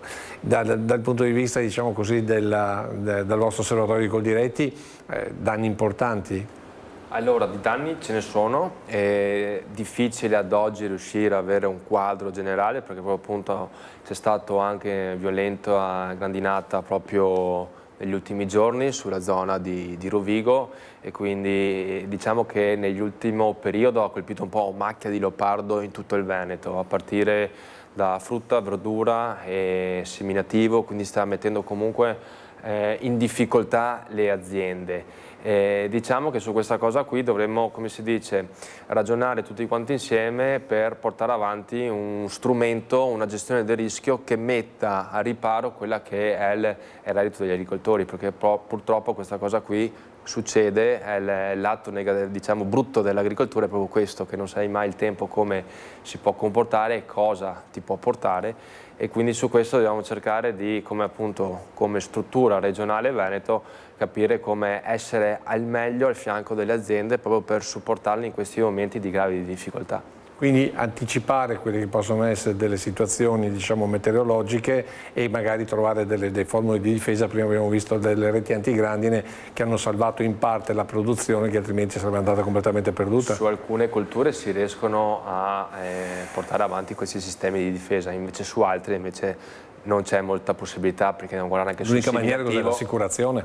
Potrebbe essere anche l'assicurazione, però comunque servono strumenti anche più semplici, più facili da attuarli anche in un modo veloce, perché ad oggi il cambiamento climatico ci ha portato ad avere anche delle inondazioni sul territorio, quindi di fatto non solo grandine ma anche tanta acqua, abbondanti precipitazioni, dove i territori hanno difficoltà a scaricare e quindi a far defluire l'acqua dove può non portare più recar danno, magari in centricità o comunque grosse abbondanti piogge che rovinano proprio appunto anche i raccolti, quindi mettendo anche i terreni o gli impianti sommersi dall'acqua per giorni, e quindi questi si rovina praticamente il raccolto anche di un intero anno. Fabrizio Stelluto, sei giusto per fare il punto della situazione, dal tuo punto di vista, considerando che è a doppio filo con quello dell'ANBI, quindi con quell'area, diciamo così, dell'agricoltura, ma non solo, che gestisce l'acqua dei nostri consorzi di bonifica, che poi so, insomma, sono molto attenti alle previsioni meteo e alla gestione come dire, proprio del piovuto, della pioggia, in relazione sia allo smaltimento che all'accumulo con bacini di laminazione. Sì, certamente, ma sta succedendo quello che si era previsto ancora nelle scorse settimane. Cioè quest'anno le complessità dal punto di vista idraulico saranno soprattutto nel nord Italia, per quello che è stato anche accennato prima nel collegamento con la montagna, non ci sono sostanzialmente riserve nevose. Ormai quello che doveva sciogliersi si è sciolto e quindi andiamo incontro all'estate alzando il naso al cielo e sperando nella bontà di Giove e Pluvio. Mi dicevano proprio sabato scorso delle tecniche di Veneto Agricoltura, eravamo sul Pian del Cansiglio per la prima tappa di Stravedo, il nuovo progetto dell'Atlante delle Rive di Marco Paolini, che quest'anno i fiumi e in particolare il Piave sta denotando una situazione peggiore del 2022. Adige e Piave sono due fiumi in forte difficoltà. Quindi tutto quello che sta succedendo, che è anche conseguenza dell'alta temperatura che c'ha il mare Adriatico, chi ha fatto il bagno in questo weekend avrà notato che insomma siamo al passaggio tra il mese di maggio e il mese di giugno e l'acqua ha una temperatura che siamo generalmente abituati a sentire ad agosto. Ecco, questo mare particolarmente caldo è quello che scontrandosi con le correnti fredde dà il risultato che abbiamo visto anche nelle scorse settimane, cioè violenti eventi atmosferici. Proprio oggi c'è stata, ad esempio, una tromba d'aria a Roma, fatto assolutamente insolito. Ecco, quindi questa è un po' la situazione, ma sicuramente se ci saranno gli esperti di radar meteo sapranno dare delle indicazioni più precise, anche parcellizzate di quelle che posso dare io, che sono di tendenza. Ecco, arriveremo al radar meteo, ma io ho già visto il nostro generale Giancarlo Iannicelli, visto che hai fatto una sorta di previsione, cioè hai anticipato quel discorso del mare che si è riscaldato, quindi di un cambiamento che come dire, si inserisce in maniera importante nella nostra quotidianità. Generale, intanto buonasera, bentornato con noi. Che previsioni, considerando proprio questo mare che è molto caldo e questa energia nell'aria?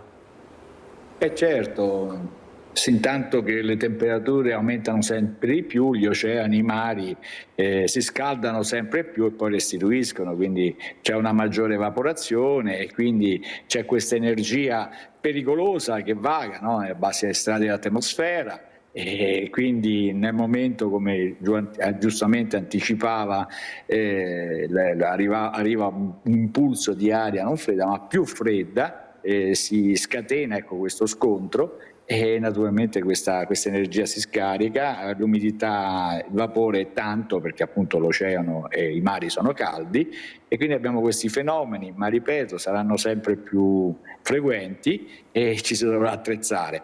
Diciamo che quest'ondata, che è anticipato quest'anno perché a maggio, in questi ultimi giorni, un caldo veramente di luglio ma anche di agosto, e nel passato nemmeno in agosto, in luglio si avevano queste temperature, no? Prima del cambiamento climatico. Quindi c'è stata questa ondata di temporali anche intensi. Ora la temperatura è calata, quindi il riscaldamento è minore, c'è meno energia. Come avete visto dalla carta, ecco, per venerdì, quella è una carta prevista per venerdì, abbiamo di nuovo la formazione, ecco, sull'alta pressione, quel specie di becco che nasce dall'Atlantico, è all'alta pressione dell'Azzorre, però è diciamo sul suo bordo settentrionale scorre ancora un po' di correnti instabili, scorrono e danno vita a qualche fenomeno, a qualche sistema perturbato più organizzato che si fermerà nella giornata di venerdì sulle nostre zone e porterà qualche precipitazione, localmente potrà portare qualche temporale, anche quindi di maggiore intensità, qualche rovescio. Stante queste temperature si manterranno ormai per diversi giorni nettamente al di sotto dei 30 gradi, non dovremo vedere fenomeni molto molto intensi, ecco. E poi però, ripeto, le previsioni si fanno ma poi si aggiornano veramente di ora in ora, quindi questa instabilità, questi cambiamenti climatici ci parlano pure di instabilità molto forte, quindi di cambiamenti veloci, e quindi è sempre più difficile prevederli. Bisogna monitorare tutto e prendere dei provvedimenti, soprattutto per gli imprenditori, per l'agricoltura, i imprenditori agricoli sono sempre più fragili da questo punto di vista. Certo che sentivo prima, con le assicurazioni siamo dal punto di vista economico, magari, a parte che è un costo molto alto, gli imprenditori agricoli vengono risarciti, però poi alla fine il prodotto non viene a mancare, e quindi il danno è comunque per la comunità abbastanza forte. Grazie generale, grazie anche per le previsioni, speriamo che le grandinate stiano distanti dai nostri territori. In ogni caso questo tema dell'assicurazione diventa sempre più importante, anche se qualcuno mi dice che a volte il premio assicurativo è proibitivo in talune situazioni, soprattutto rispetto a quello che è, diciamo, il valore del prodotto. Mi viene in mente alcuni settori, tipo, non so, la zona dell'orticolo, tanto per intenderci. Non sempre, diciamo, è conveniente portare avanti questa pratica qui. Ci sono alcuni casi dove diventa troppo oneroso e quindi di fatto l'agricoltore o l'imprenditore percorre degli altri percorsi, quindi di fatto diciamo che una delle possibilità è quello di fare delle rotazioni di culture diverse e quindi andare a diversificare le nostre produzioni aziendali, permettendo di salvaguardare parte del prodotto. Quindi di fatto, se in questo periodo abbiamo del mais, magari in altri pezzamenti faremo delle altre colture, magari colture autunnali, invernali, quindi per cercare di differenziare al massimo quelle che sono le produzioni e quindi mettere comunque a riparo in parte l'azienda. Perché ci sono ad esempio culture, io ho visto quando sono andato a fare queste riprese, sono culture che, come dire, sono decisamente andate perdute. Mi viene in mente l'orzo, mi viene in mente il frumento che con la grandinata è andato completamente per terra. Quelle sicuramente sì. Mentre il mais, non avendo ancora il pennacchio, mi hanno detto più di qualcuno, magari opportunamente tagliato, può rigettare. Può rigettare, poi ci sono alcune altre culture tipo la soia che sono appena state seminate e quindi ci potrebbe essere la possibilità di riseminarle se il tempo ce lo permetterà nei prossimi giorni. Insomma, diversificare potrebbe essere anche una pratica da adottare proprio per salvaguardare parte delle aziende. Poi andremo a parlare anche di come insegnate voi il cambiamento climatico a scuola, però volevo collegarmi con Andrea Chini di Radar Meteo Ipermeteo, che ho visto che si è collegato con noi, perché un altro tema importante è capire, insomma, come si sta evolvendo, anzi come si è evoluta la situazione, e loro dal 2007 come azienda di fatto sono la banca dati di questo cambiamento climatico. Sbaglio, signor Andrea? Buon pomeriggio a tutti, spero mi sentiate bene. Sì, ha perfettamente ragione. Diciamo, noi lavoriamo in un piccolo gruppo privato di 2 società che si occupano di monitorare il cambiamento climatico e di fornire dei servizi a supporto poi della gestione operativa delle attività che sono influenzate dai fenomeni meteorologici severi. E diciamo, il cambiamento climatico sta interessando molto il Mediterraneo e molto anche l'Italia. E su questo magari do una piccola, diciamo, visione generale globale per dopo riportare, no, l'evoluzione anche sul nostro territorio. In sostanza, negli ultimi anni ormai il limite, no, del 1,5 gradi che era previsto dagli accordi di Parigi come aumento della temperatura media annua rispetto al periodo preindustriale è stato raggiunto, e questo non è sicuramente una buona notizia. Non è una buona notizia perché l'aumento delle temperature ovviamente influisce molto sui fenomeni severi, e aumento di temperatura uguale aumento di fenomeni severi. Non a caso, a livello globale, il World Economic Forum dell'anno scorso ha riportato per i prossimi 10 anni i fenomeni severi come primo rischio da monitorare, quindi da dover gestire. Quindi tutte le policy che dovranno essere implementate dovranno seguire un po', insomma, questa, ahimè, triste prospettiva. E questo ovviamente impatta anche sull'Italia perché il contesto mediterraneo è un contesto che viene definito come un hotspot climatico, dove nella sostanza, oltre al fatto che la temperatura sta aumentando in tutto il mondo a ritmi piuttosto significativi, il Mediterraneo è in un contesto nel quale questi ritmi sono ancora maggiori, quindi le temperature stanno aumentando ancora di più rispetto ad altre parti del mondo. Ovviamente questa ha un'implicazione molto diretta sui fenomeni che osserviamo tutti i giorni. E quindi, nel contesto... come sta cambiando? Cioè, voi avete più o meno 20 anni di dati. Mi diceva prima, mentre ci parlavamo, che ad esempio è cambiata la dimensione addirittura della grandine, se non ho capito male. Sì, è esatto. Infatti il contesto italiano si inserisce in questo hotspot dove si è potuto vedere anche che da recenti studi negli ultimi anni i fenomeni di grandine rilevante, quindi intensa, sono aumentati molto e sono aumentati molto di più anche del resto dell'Europa. E questo che cosa vuol dire? Vuol dire che nella sostanza dovremo sempre avere a che fare con fenomeni più intensi che porteranno quindi grandinate sempre più rilevanti e impattanti sul territorio. Un esempio è quello anche del periodo 2021-2023, che è stato il triennio più attivo dal punto di vista dei fenomeni grandinigeni sul nord Italia, dove, come probabilmente ricordate, ci sono stati diversi fenomeni grandinigeni rilevanti, tra cui quelli anche di Azzano X in Friuli.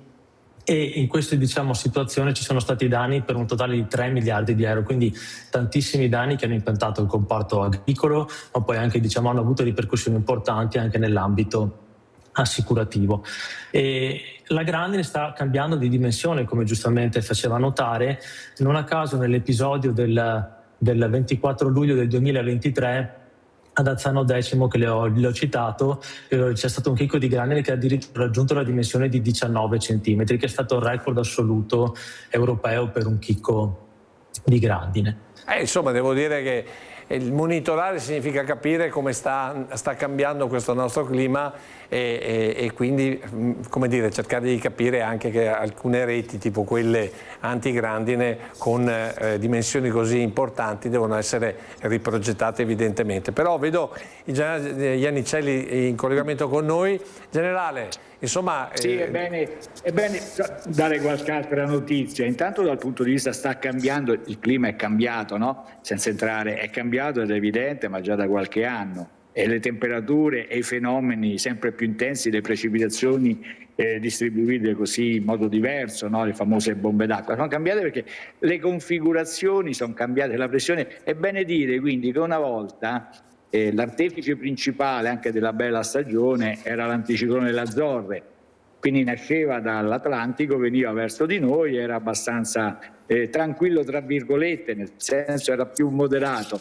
E qualche anno, e questo bisogna dire che si è appropriata della bella stagione, ma non solo, già da adesso, perché quello che abbiamo avuto è perché l'anticiclone delle Azzorre è stato scalzato dall'anticiclone africano, che in quota si chiamerebbe promontorio, richiama aria calda, quindi oltre a questo riscaldamento c'è questo richiamo d'aria calda dall'Africa e quindi si sta appropriando, ormai è sempre più evidente. Alcune volte, almeno nelle estati passate, si è sistemato su di noi, almeno fa sentire la propria influenza per settimane e settimane. C'è stato proprio un cambiamento, ecco, questa è la realtà purtroppo e sarà sempre più evidente. Altra cosa, quindi le proiezioni ci danno, senza voler creare allarmismi, che probabilmente nei prossimi anni, magari 20-30 anni, l'inverno sarà molto più breve. Qualcuno parla addirittura di un mese, ma a livello di studi approfonditi. Quindi il clima sarà molto più dolce, però con questi fenomeni di instabilità molto forte. No, volevo solo dire che ci eravamo fermati per non creare allarmismi. Ecco, dopo il venerdì il peggioramento, che probabilmente non sarà con fenomeni intensissimi, però sono sempre chiaramente da monitorare e in questo il radar è uno strumento utilissimo. E poi ci sarà una situazione di diversi giorni di tempo più stabile, ecco, stante le temperature toccheranno appena qualche giorno i 30 gradi, quindi avremo un periodo anche di 8, 9, 10 giorni naturalmente da confermare, di tempo più stabile. Ecco, volevo dare questa notizia per adesso di maggior tranquillità, perché veramente il mondo agricolo è stressato, era difficile, il mondo agricolo è stato sempre difficile, è veramente pieno di rischi, pieno di lavoro, pieno di sacrifici, adesso sta diventando veramente una cosa quasi impossibile. È veramente quasi una cosa impossibile andare avanti col lavoro agricolo. Grazie generale, ci vediamo per le previsioni del fine settimana. Aspetta che non sentiamo l'audio. Le reti, che pure costano, si mettono su alcune, non sempre su alcune colture si possono mettere, ma addirittura, come giustamente la Grandine, proprio per effetto di questa energia che sempre è un maggior vapore, diventano sempre più grossi i cricchi, addirittura sfondano le reti, quindi bisogna rifare reti più forti. Avete visto? Hai visto, anche tu hai visto, hai avuto modo di vedere come le reti in alcuni posti hanno ceduto e quindi in qualche modo hanno protetto, però hanno ceduto, quindi come è un mondo veramente in continua evoluzione. Bisogna stare allerta, stare attenti e prendere immediati provvedimenti sempre, se si vuole andare avanti, se no... Grazie generale. Dicevo, allora è sempre più difficile fare agricoltura con questo tempo che clima, questo clima che cambia. Non colpiscono solo reti, ma anche tetti e case, perché comunque negli ultimi anni abbiamo visto fotovoltaico anche. Esatto. No, sicuramente il clima, il tempo negli ultimi anni è cambiato.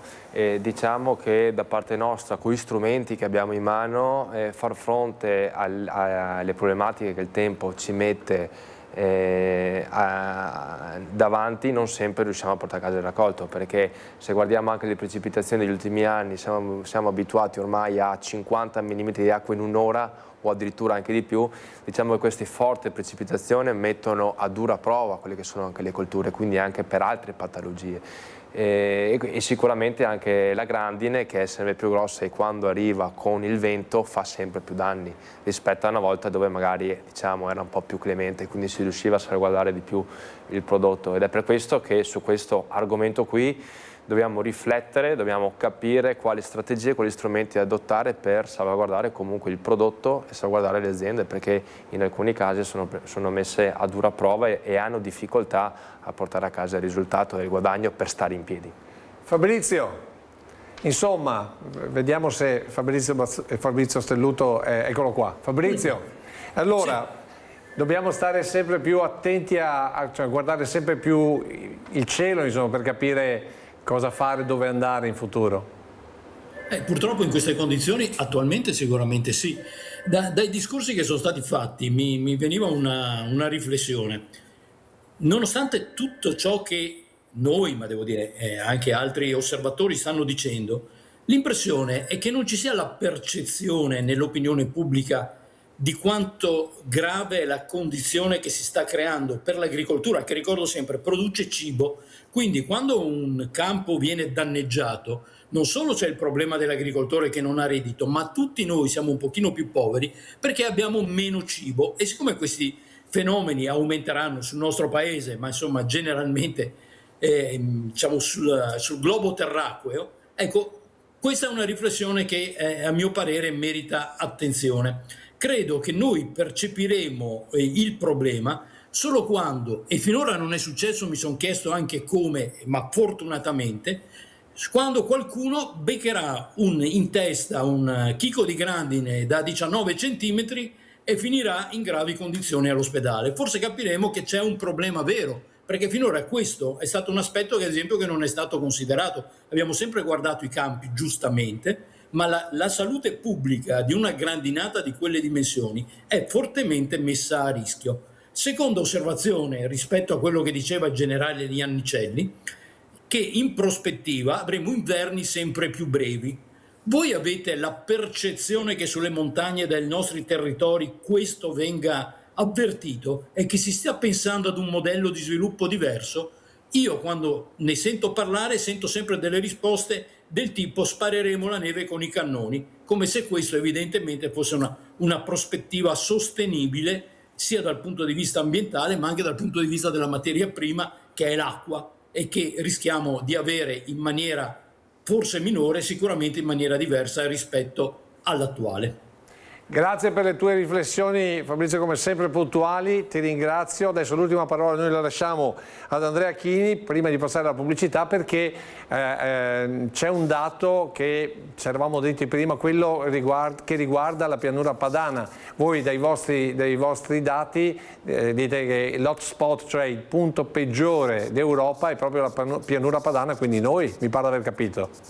Sì, è corretto. Diciamo che già di base la pianura padana è una zona che storicamente è portata, no, ai fenomeni grandinigeni, molto più di altre zone nazionali. Quello che si è visto negli ultimi anni è che l'aumento di temporali che possono portare grandinate, diciamo, chiamiamole devastanti, quindi che hanno degli impatti molto rilevanti sul territorio, è aumentato addirittura dell'80%, quindi un aumento rilevante. Questo è quello che ovviamente abbiamo misurato, no? Dopo con gli eventi del 2023 che vi citavo prima, l'evento anche del 31 maggio 2026, quindi qualche giorno fa, con grandinate intense anche con chicchi di 4 cm sulla provincia di Treviso, ma l'aspetto rilevante è che noi partiamo da questo contesto, ed è un contesto che dalle proiezioni che abbiamo non è un contesto che andrà a migliorare, è un contesto che ci metterà, diciamo, in condizione di dover pianificare e sviluppare delle policy per affrontare un clima che sarà sempre più propenso ai fenomeni grandinigeni. Un esempio di alcuni dati, diciamo, usciti di recente anche dalle nostre elaborazioni è che da qui ai prossimi 50 anni i fenomeni temporaleschi con grandine intensa potrebbero addirittura aumentare tra il 50 e il 120%, quindi un impatto sicuramente rilevante. Non dobbiamo ovviamente, diciamo, preoccuparci per questa cosa, ma deve essere importante conoscere la situazione e impostare poi delle policy che permettono una migliore gestione di questi fenomeni. Grazie ad Andrea Chini di Radar Meteo Ipermeteo, ci risentiremo più avanti perché il tema del tempo è un tema sempre attuale e fa sempre notizia. Devo dire, non è una bellissima notizia questo aumento di possibilità, insomma, di eventi grandinigeni importanti. Grazie per essere stato con noi questa serata. Allora, concludiamo. Grazie a voi, a presto. Grazie. E concludendo, insomma, con questi dati qui, è una scommessa fare l'agricoltore. Però è importante anche saper leggere i dati, quindi questo sicuramente è una cosa che ad oggi in agricoltura ci aiuta molto, quindi raccogliere i dati, interpretarli, anticiparli. Questo ci permette di capire come muoverci al meglio per salvaguardare sicuramente le nostre aziende, ma salvaguardare i prodotti e per il bene comune del territorio. Quindi, anzi, ben vengano questa raccolta dati. Dobbiamo riuscire a interpretare al meglio e capire come affrontarli proprio per salvaguardare quello che è il nostro territorio, quello che è le nostre aziende, perché è importante, io credo, al giorno d'oggi, visto che abbiamo la tecnologia, abbiamo l'intelligenza artificiale che ci permette di raccogliere e leggere i dati, questi sono i dati importanti che ci permetteranno di affrontare il futuro nel miglior modo possibile. E alla scuola come affronterà questo tema del cambiamento climatico? È un argomento che fa parte di un argomento appunto più ampio, che è quello della sostenibilità ambientale, che tocca in modo trasversale tutte le discipline. Dentro la disciplina di educazione civica tutti i docenti vanno a fare educazione civica in classe, di tutte le discipline, di tutti gli insegnamenti, e ovviamente nel percorso professionale agrario la parte di sostenibilità ambientale, compreso il cambiamento climatico. Insomma, glielo spiegate, insomma, gli dite attenzione, poi potete coltivare quello che volete, poi se di sopra qualcuno decide di mandare giù la grandine, o vi organizzate con reti adeguate o con un'altra maniera, oppure coperture assicurative, e andiamo in campo a fare, magari a metterli di fronte a casi di realtà, casi reali. Per ora a Valdobbiadene, per quest'anno almeno, non ci sono stati casi da osservare per quanto riguarda le grandinate, però magari il monitoraggio di altre avversità. Andate a fargli vedere i cannoni che vengono utilizzati perché poi c'è anche il tema dei cannoni che pare che stiano funzionando, insomma, contro la grandine in quelle zone lì. Sì. Vabbè, dobbiamo andare alla pubblicità, per cui chiudiamo questo argomento dedicato al tempo che interessa sempre tutti, soprattutto poi con il cambiamento climatico. Io voglio ringraziare Marco De Zotti, presidente dei Giovani Coldiretti Veneto, e Fabio Faraone, invece professore, cioè il docente dell'Istituto Professionale Verdi di Valdobbiadene. Noi diamo la pubblicità e come sempre l'ultima parte la affrontiamo con Paolo Pagnani. Attenzione, rimanete con noi perché parleremo di GAL. parleremo anche di Coldiretti perché c'è un'iniziativa importante dedicata alla soppressa. Non vi dico di più perché, altrimenti se no che sorpresa è.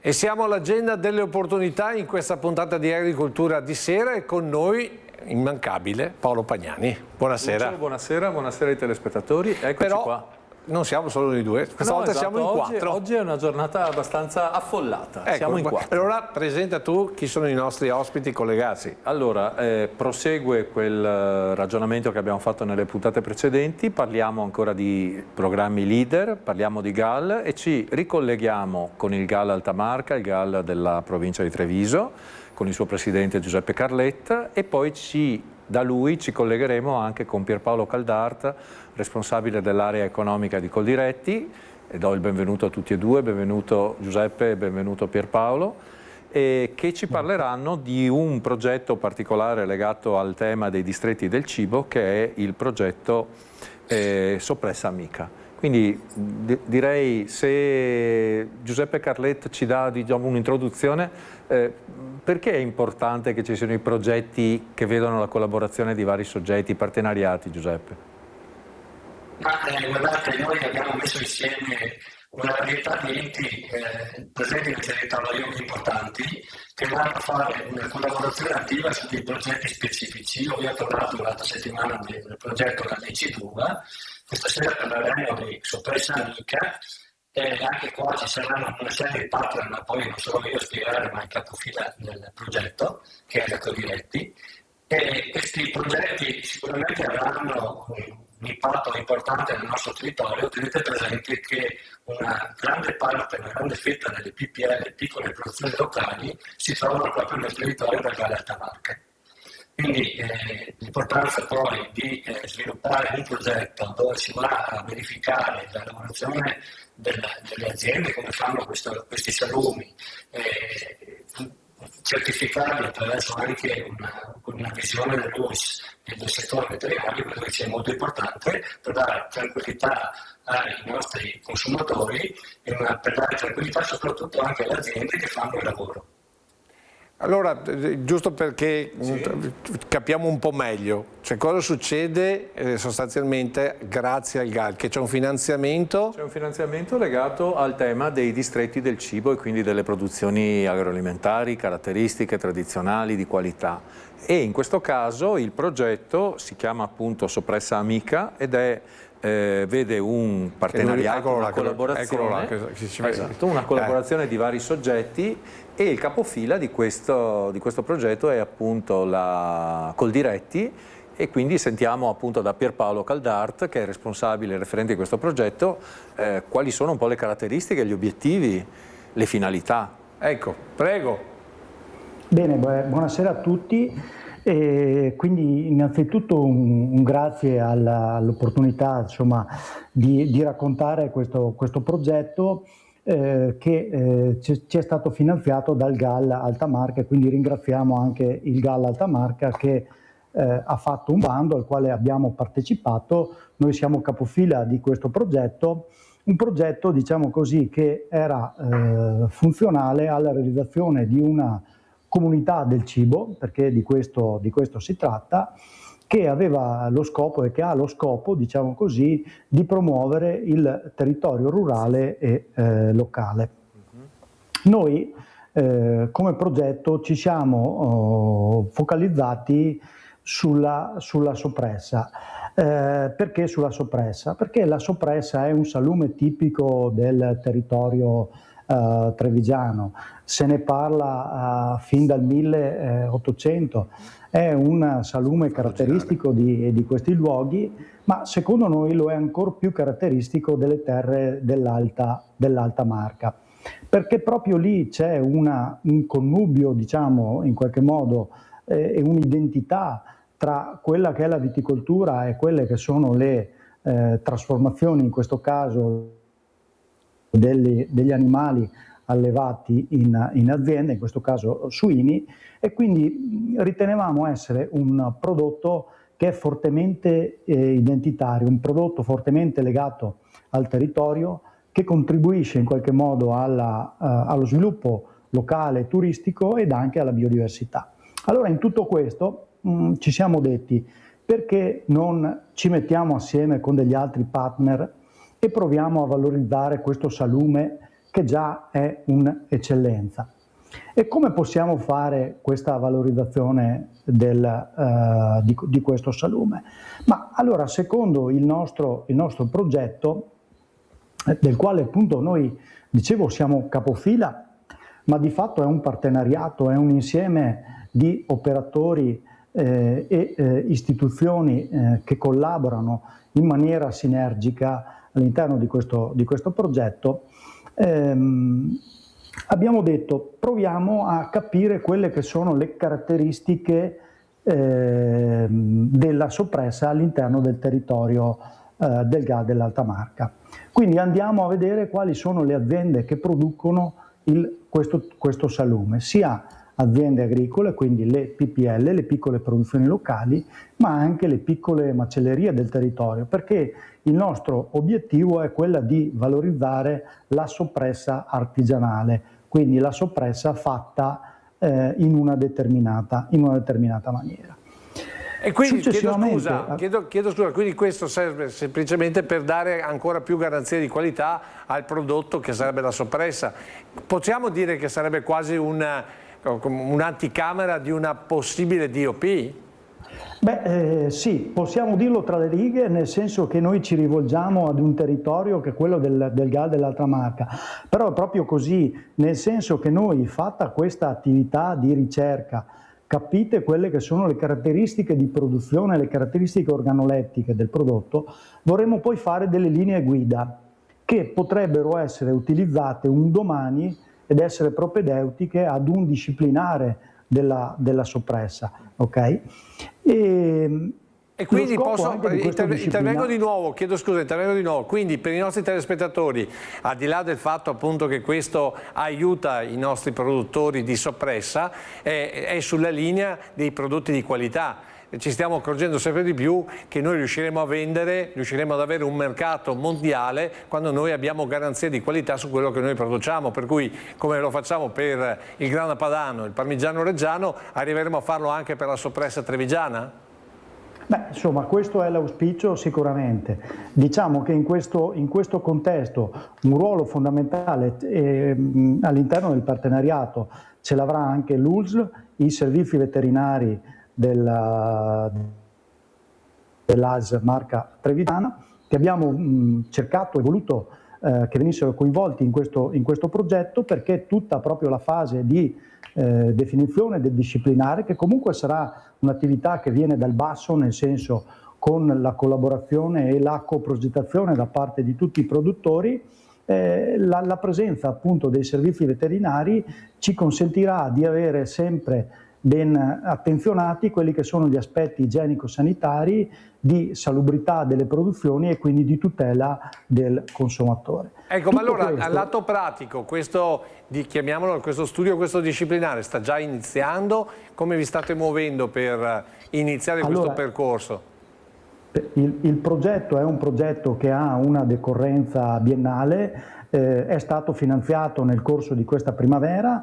Noi abbiamo costituito questa comunità del cibo con tutti gli attori che dopo elencherò recentemente dal notaio, e abbiamo iniziato la fase. Li stiamo vedendo, mi pare, qua nella videata, per cui vediamo un po' di attori che fanno parte di questa nuova esperienza. Purtroppo non abbiamo tantissimo tempo, Caldart, però... Giusto un flash, abbiamo un partner scientifico che è l'Università di Padova, abbiamo il partner ASL e poi abbiamo una serie di aziende agricole oltre al distretto del cibo, e noi che ci occuperemo della parte di promozione e divulgazione dei risultati. Quindi tra due anni sostanzialmente noi potremmo dire che ci sarà una sorta di disciplinare per avere garanzie di qualità nella produzione della soppressa, insomma. Assolutamente sì, questo è l'obiettivo. L'obiettivo sarebbe anche quello di riuscire a realizzare una filiera tutta italiana, quindi utilizzando dei maiali per l'allevamento, il suino italiano, e quindi avere una produzione che possa essere certificata a chilometri zero e assolutamente di qualità. Il disciplinare non vuole omologare assolutamente le produzioni, vuole essere garanzia di produzione di qualità, lasciamo poi ai singoli inserirci i singoli ingredienti che caratterizzano le produzioni di ognuno. Questo vuole essere il progetto, che è un progetto secondo noi ambizioso, ma siamo sicuri che ci darà dei risultati, li darà ai produttori, ma li darà anche ai consumatori, che potranno sicuramente apprezzare anche nella fase, diciamo così, di divulgazione i risultati di questo progetto, che naturalmente non li faremo solamente sulla carta, ma daremo vita anche, grazie appunto alle aziende agricole, anche alla realizzazione di alcune soppresse, alcuni prodotti fatti secondo il nuovo disciplinare. Grazie a Pierpaolo Caldart, Area Economica Coldiretti Treviso, e anche a Giuseppe Carletta, presidente di Galla Alta Marca. Purtroppo abbiamo pochissimo tempo e Paolo. Però questo è un esempio pratico di che cosa vuol dire investire nel territorio attraverso i fondi recuperati dal GAL. Allora, è un esempio pratico anche di un metodo di lavoro, perché quello che diceva giustamente Caldart e anche Carletti, il tema è quello del partenariato, cioè mettersi assieme, e tra l'altro lo diceva giustamente Caldart, si mette assieme il pubblico col privato, le aziende agricole con i servizi veterinari, e quindi ci sono anche delle collaborazioni che danno valore aggiunto. Che poi va detto che tutto questo poi ha un obiettivo davvero ambizioso, che è un obiettivo che va sul nostro prodotto agroalimentare, perché è dimostrazione che noi riusciamo a vendere non solo nei nostri territori ma in tutto il mondo quando diamo garanzia di qualità. Hai qualche altra notizia veloce? Perché purtroppo come sempre il tempo è tiranno. La notizia è veloce e velocissima, la approfondiremo magari nella prossima puntata. C'è un bando del GAL Alta Marca, il codice è ISL 02, avviamento di attività extraagricole, quindi ci inseriamo un po' in questo filone, e la scadenza è al 14 di luglio, quindi avremo tempo per parlarne, però intanto anche, diciamo, sull'onda di quello che è stato detto poco fa, di mettere assieme soggetti diversi. Insomma, questo bando di attività extraagricole cosa vorrebbe dire? Tanto per fare un esempio per qualche imprenditore. L'avviamento di attività imprenditoriali, quindi nuove attività di servizi. Siamo però nel settore extraagricolo, quindi non è rivolto alle imprese agricole, sempre con quell'idea che abbiamo visto in vari altri bandi di mettere assieme i due settori. Però ne parliamo. Ne parliamo. La cosa importante è che se uno è interessato vada a vedere il sito del GAL, GAL Alta Marca in questo caso. In sovraimpressione troverete tutto il sito del GAL, eccolo qua, e quindi insomma già il coso. Poi la prossima volta magari ne parliamo e cerchiamo di mettere anche qualche stimolo a fare gruppo. Altri temi? No, per il momento no. Dai. So che c'è qualche bando di primo insediamento. C'è qualche bando di primo insediamento, c'è l'apicoltura che abbiamo un attimo tenuto in stand-by, quindi il periodo è, come dire, interessante, teneteci d'occhio. Esatto, ecco. Perché poi ci sono cose che poi diventano finanziamenti, quindi diventano opportunità per le nostre aziende agricole. Io ringrazio il nostro Paolo Pagnani, continuo a ringraziare, perché non li vedo più in collegamento, Giuseppe Carlet e Pierpaolo Caldart, che appunto hanno alimentato questa ultima parte di agricoltura di sera. Abbiamo cercato di raccontarvi questo settore primario, il nostro settore primario, negli elementi di attualità di questa settimana. A me non resta che farvi vedere ancora una volta il nostro meccanismo, che suona vecchio ma che vedrete è davvero interessante e soprattutto estremamente attuale. Paolo Pagnani, noi ci vediamo la settimana prossima. Certo. La linea a questo punto va al nostro Aldo Cescon, che da Berstan Contrario racconterà un po' di cose, naturalmente prima raccontandovi che attrezzo è questo. E noi ci vediamo, se volete, mercoledì prossimo, ore 21, Antena 3. Buonasera signori! Ecco qua il castigo! Sentite il sigaro, questo qua! Questo qua è come l'Italia, ha bisogno di olio per andare avanti, se no... Non so se vi indovina cosa che serve, perché vuole un'altra componente.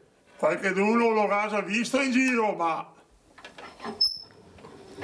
Questo qua, girando, e fa mai a rete. E mai come sto momento qua, a rete va bene per i maiali, per i pescatori, per i cani che muore, per i porselli, va bene per tutto a rete. parliamo di magari cosa vuoi che vi digami. Probabilmente i carabinieri che avranno cara insomma, andare a casa sua di uno che si dio traslocare, teccati il casino, e noi che niente in ordine, se tutto provvisorio mi porto via, con andare via quelle vacche, qua roba, con da star via, provi a pensare che agitazione. E anche che sarà qualche d'uno che dà una mano, qualche amico quando che uno fa una roba del genere. Perciò andare a ciapparsi adesso che il momento è, mi pare il peso momento che sia, che vuole sempre il discorso di una regola, ma una regola può essere anche flessibile. Parliamo di pescatori, anche io che fare i 40. E che raddoppia il gasolio, né che paga la roba, né che paga gli arretrati, i contributi che doveva ricevere per fermo pesca, e che la sono protestare, chi che va a mangiare pesce, che va a pescarsi sui laghetti di quello che si ha, che sarà da Paltan, perché lì si merita altre persone. E a proposito del Paltan, mi viene in mente quello che ha l'allevamento del Porsei, che si è un poco trascurato. Praticamente i Porsei nasce, ne nasce talmente tanti che nessuno si neanche buoni contali. Ti si mai buon contare su un allevamento quanti chi nasce, perché chi che non ha mai visto una saia parto delle scrofe, no, dove che se partorisce e salta fuori, ti non ti si buon contali. E dopo butta su un cantone, va a lavorare 4 persone di quelle che non gli interessa niente. Però quello è anche una cura di animali, che gli animali sono il nostro sostentamento, ma con chi fa una vita dignitosa. Sappiamo che un giorno li va macerai, però manco che la vita sia una vita decorosa, che mangiamo una roba buona, no che è una roba che sta in mezzo, e mi fermo qua a dire cosa. Io riesco poi però saranno dentro con le ore in una settimana, e ora è l'impalaria tante robe, o anche qualche dipendente, dipende da come che funziona. E con questo signori vi saluto e dico buonasera, però c'è una buonasera con tanto amaro, perché vedo che regole qua danno altri non vogliamo mettere. L'Italia se ne va a casa, ma tutti buttano la roba per i cantoni. Mi viene in mente una parola che dice suona commedia è il professor Morao. E il mondo è rotondo e tutti pisciano per i cantoni. Buonanotte a tutti!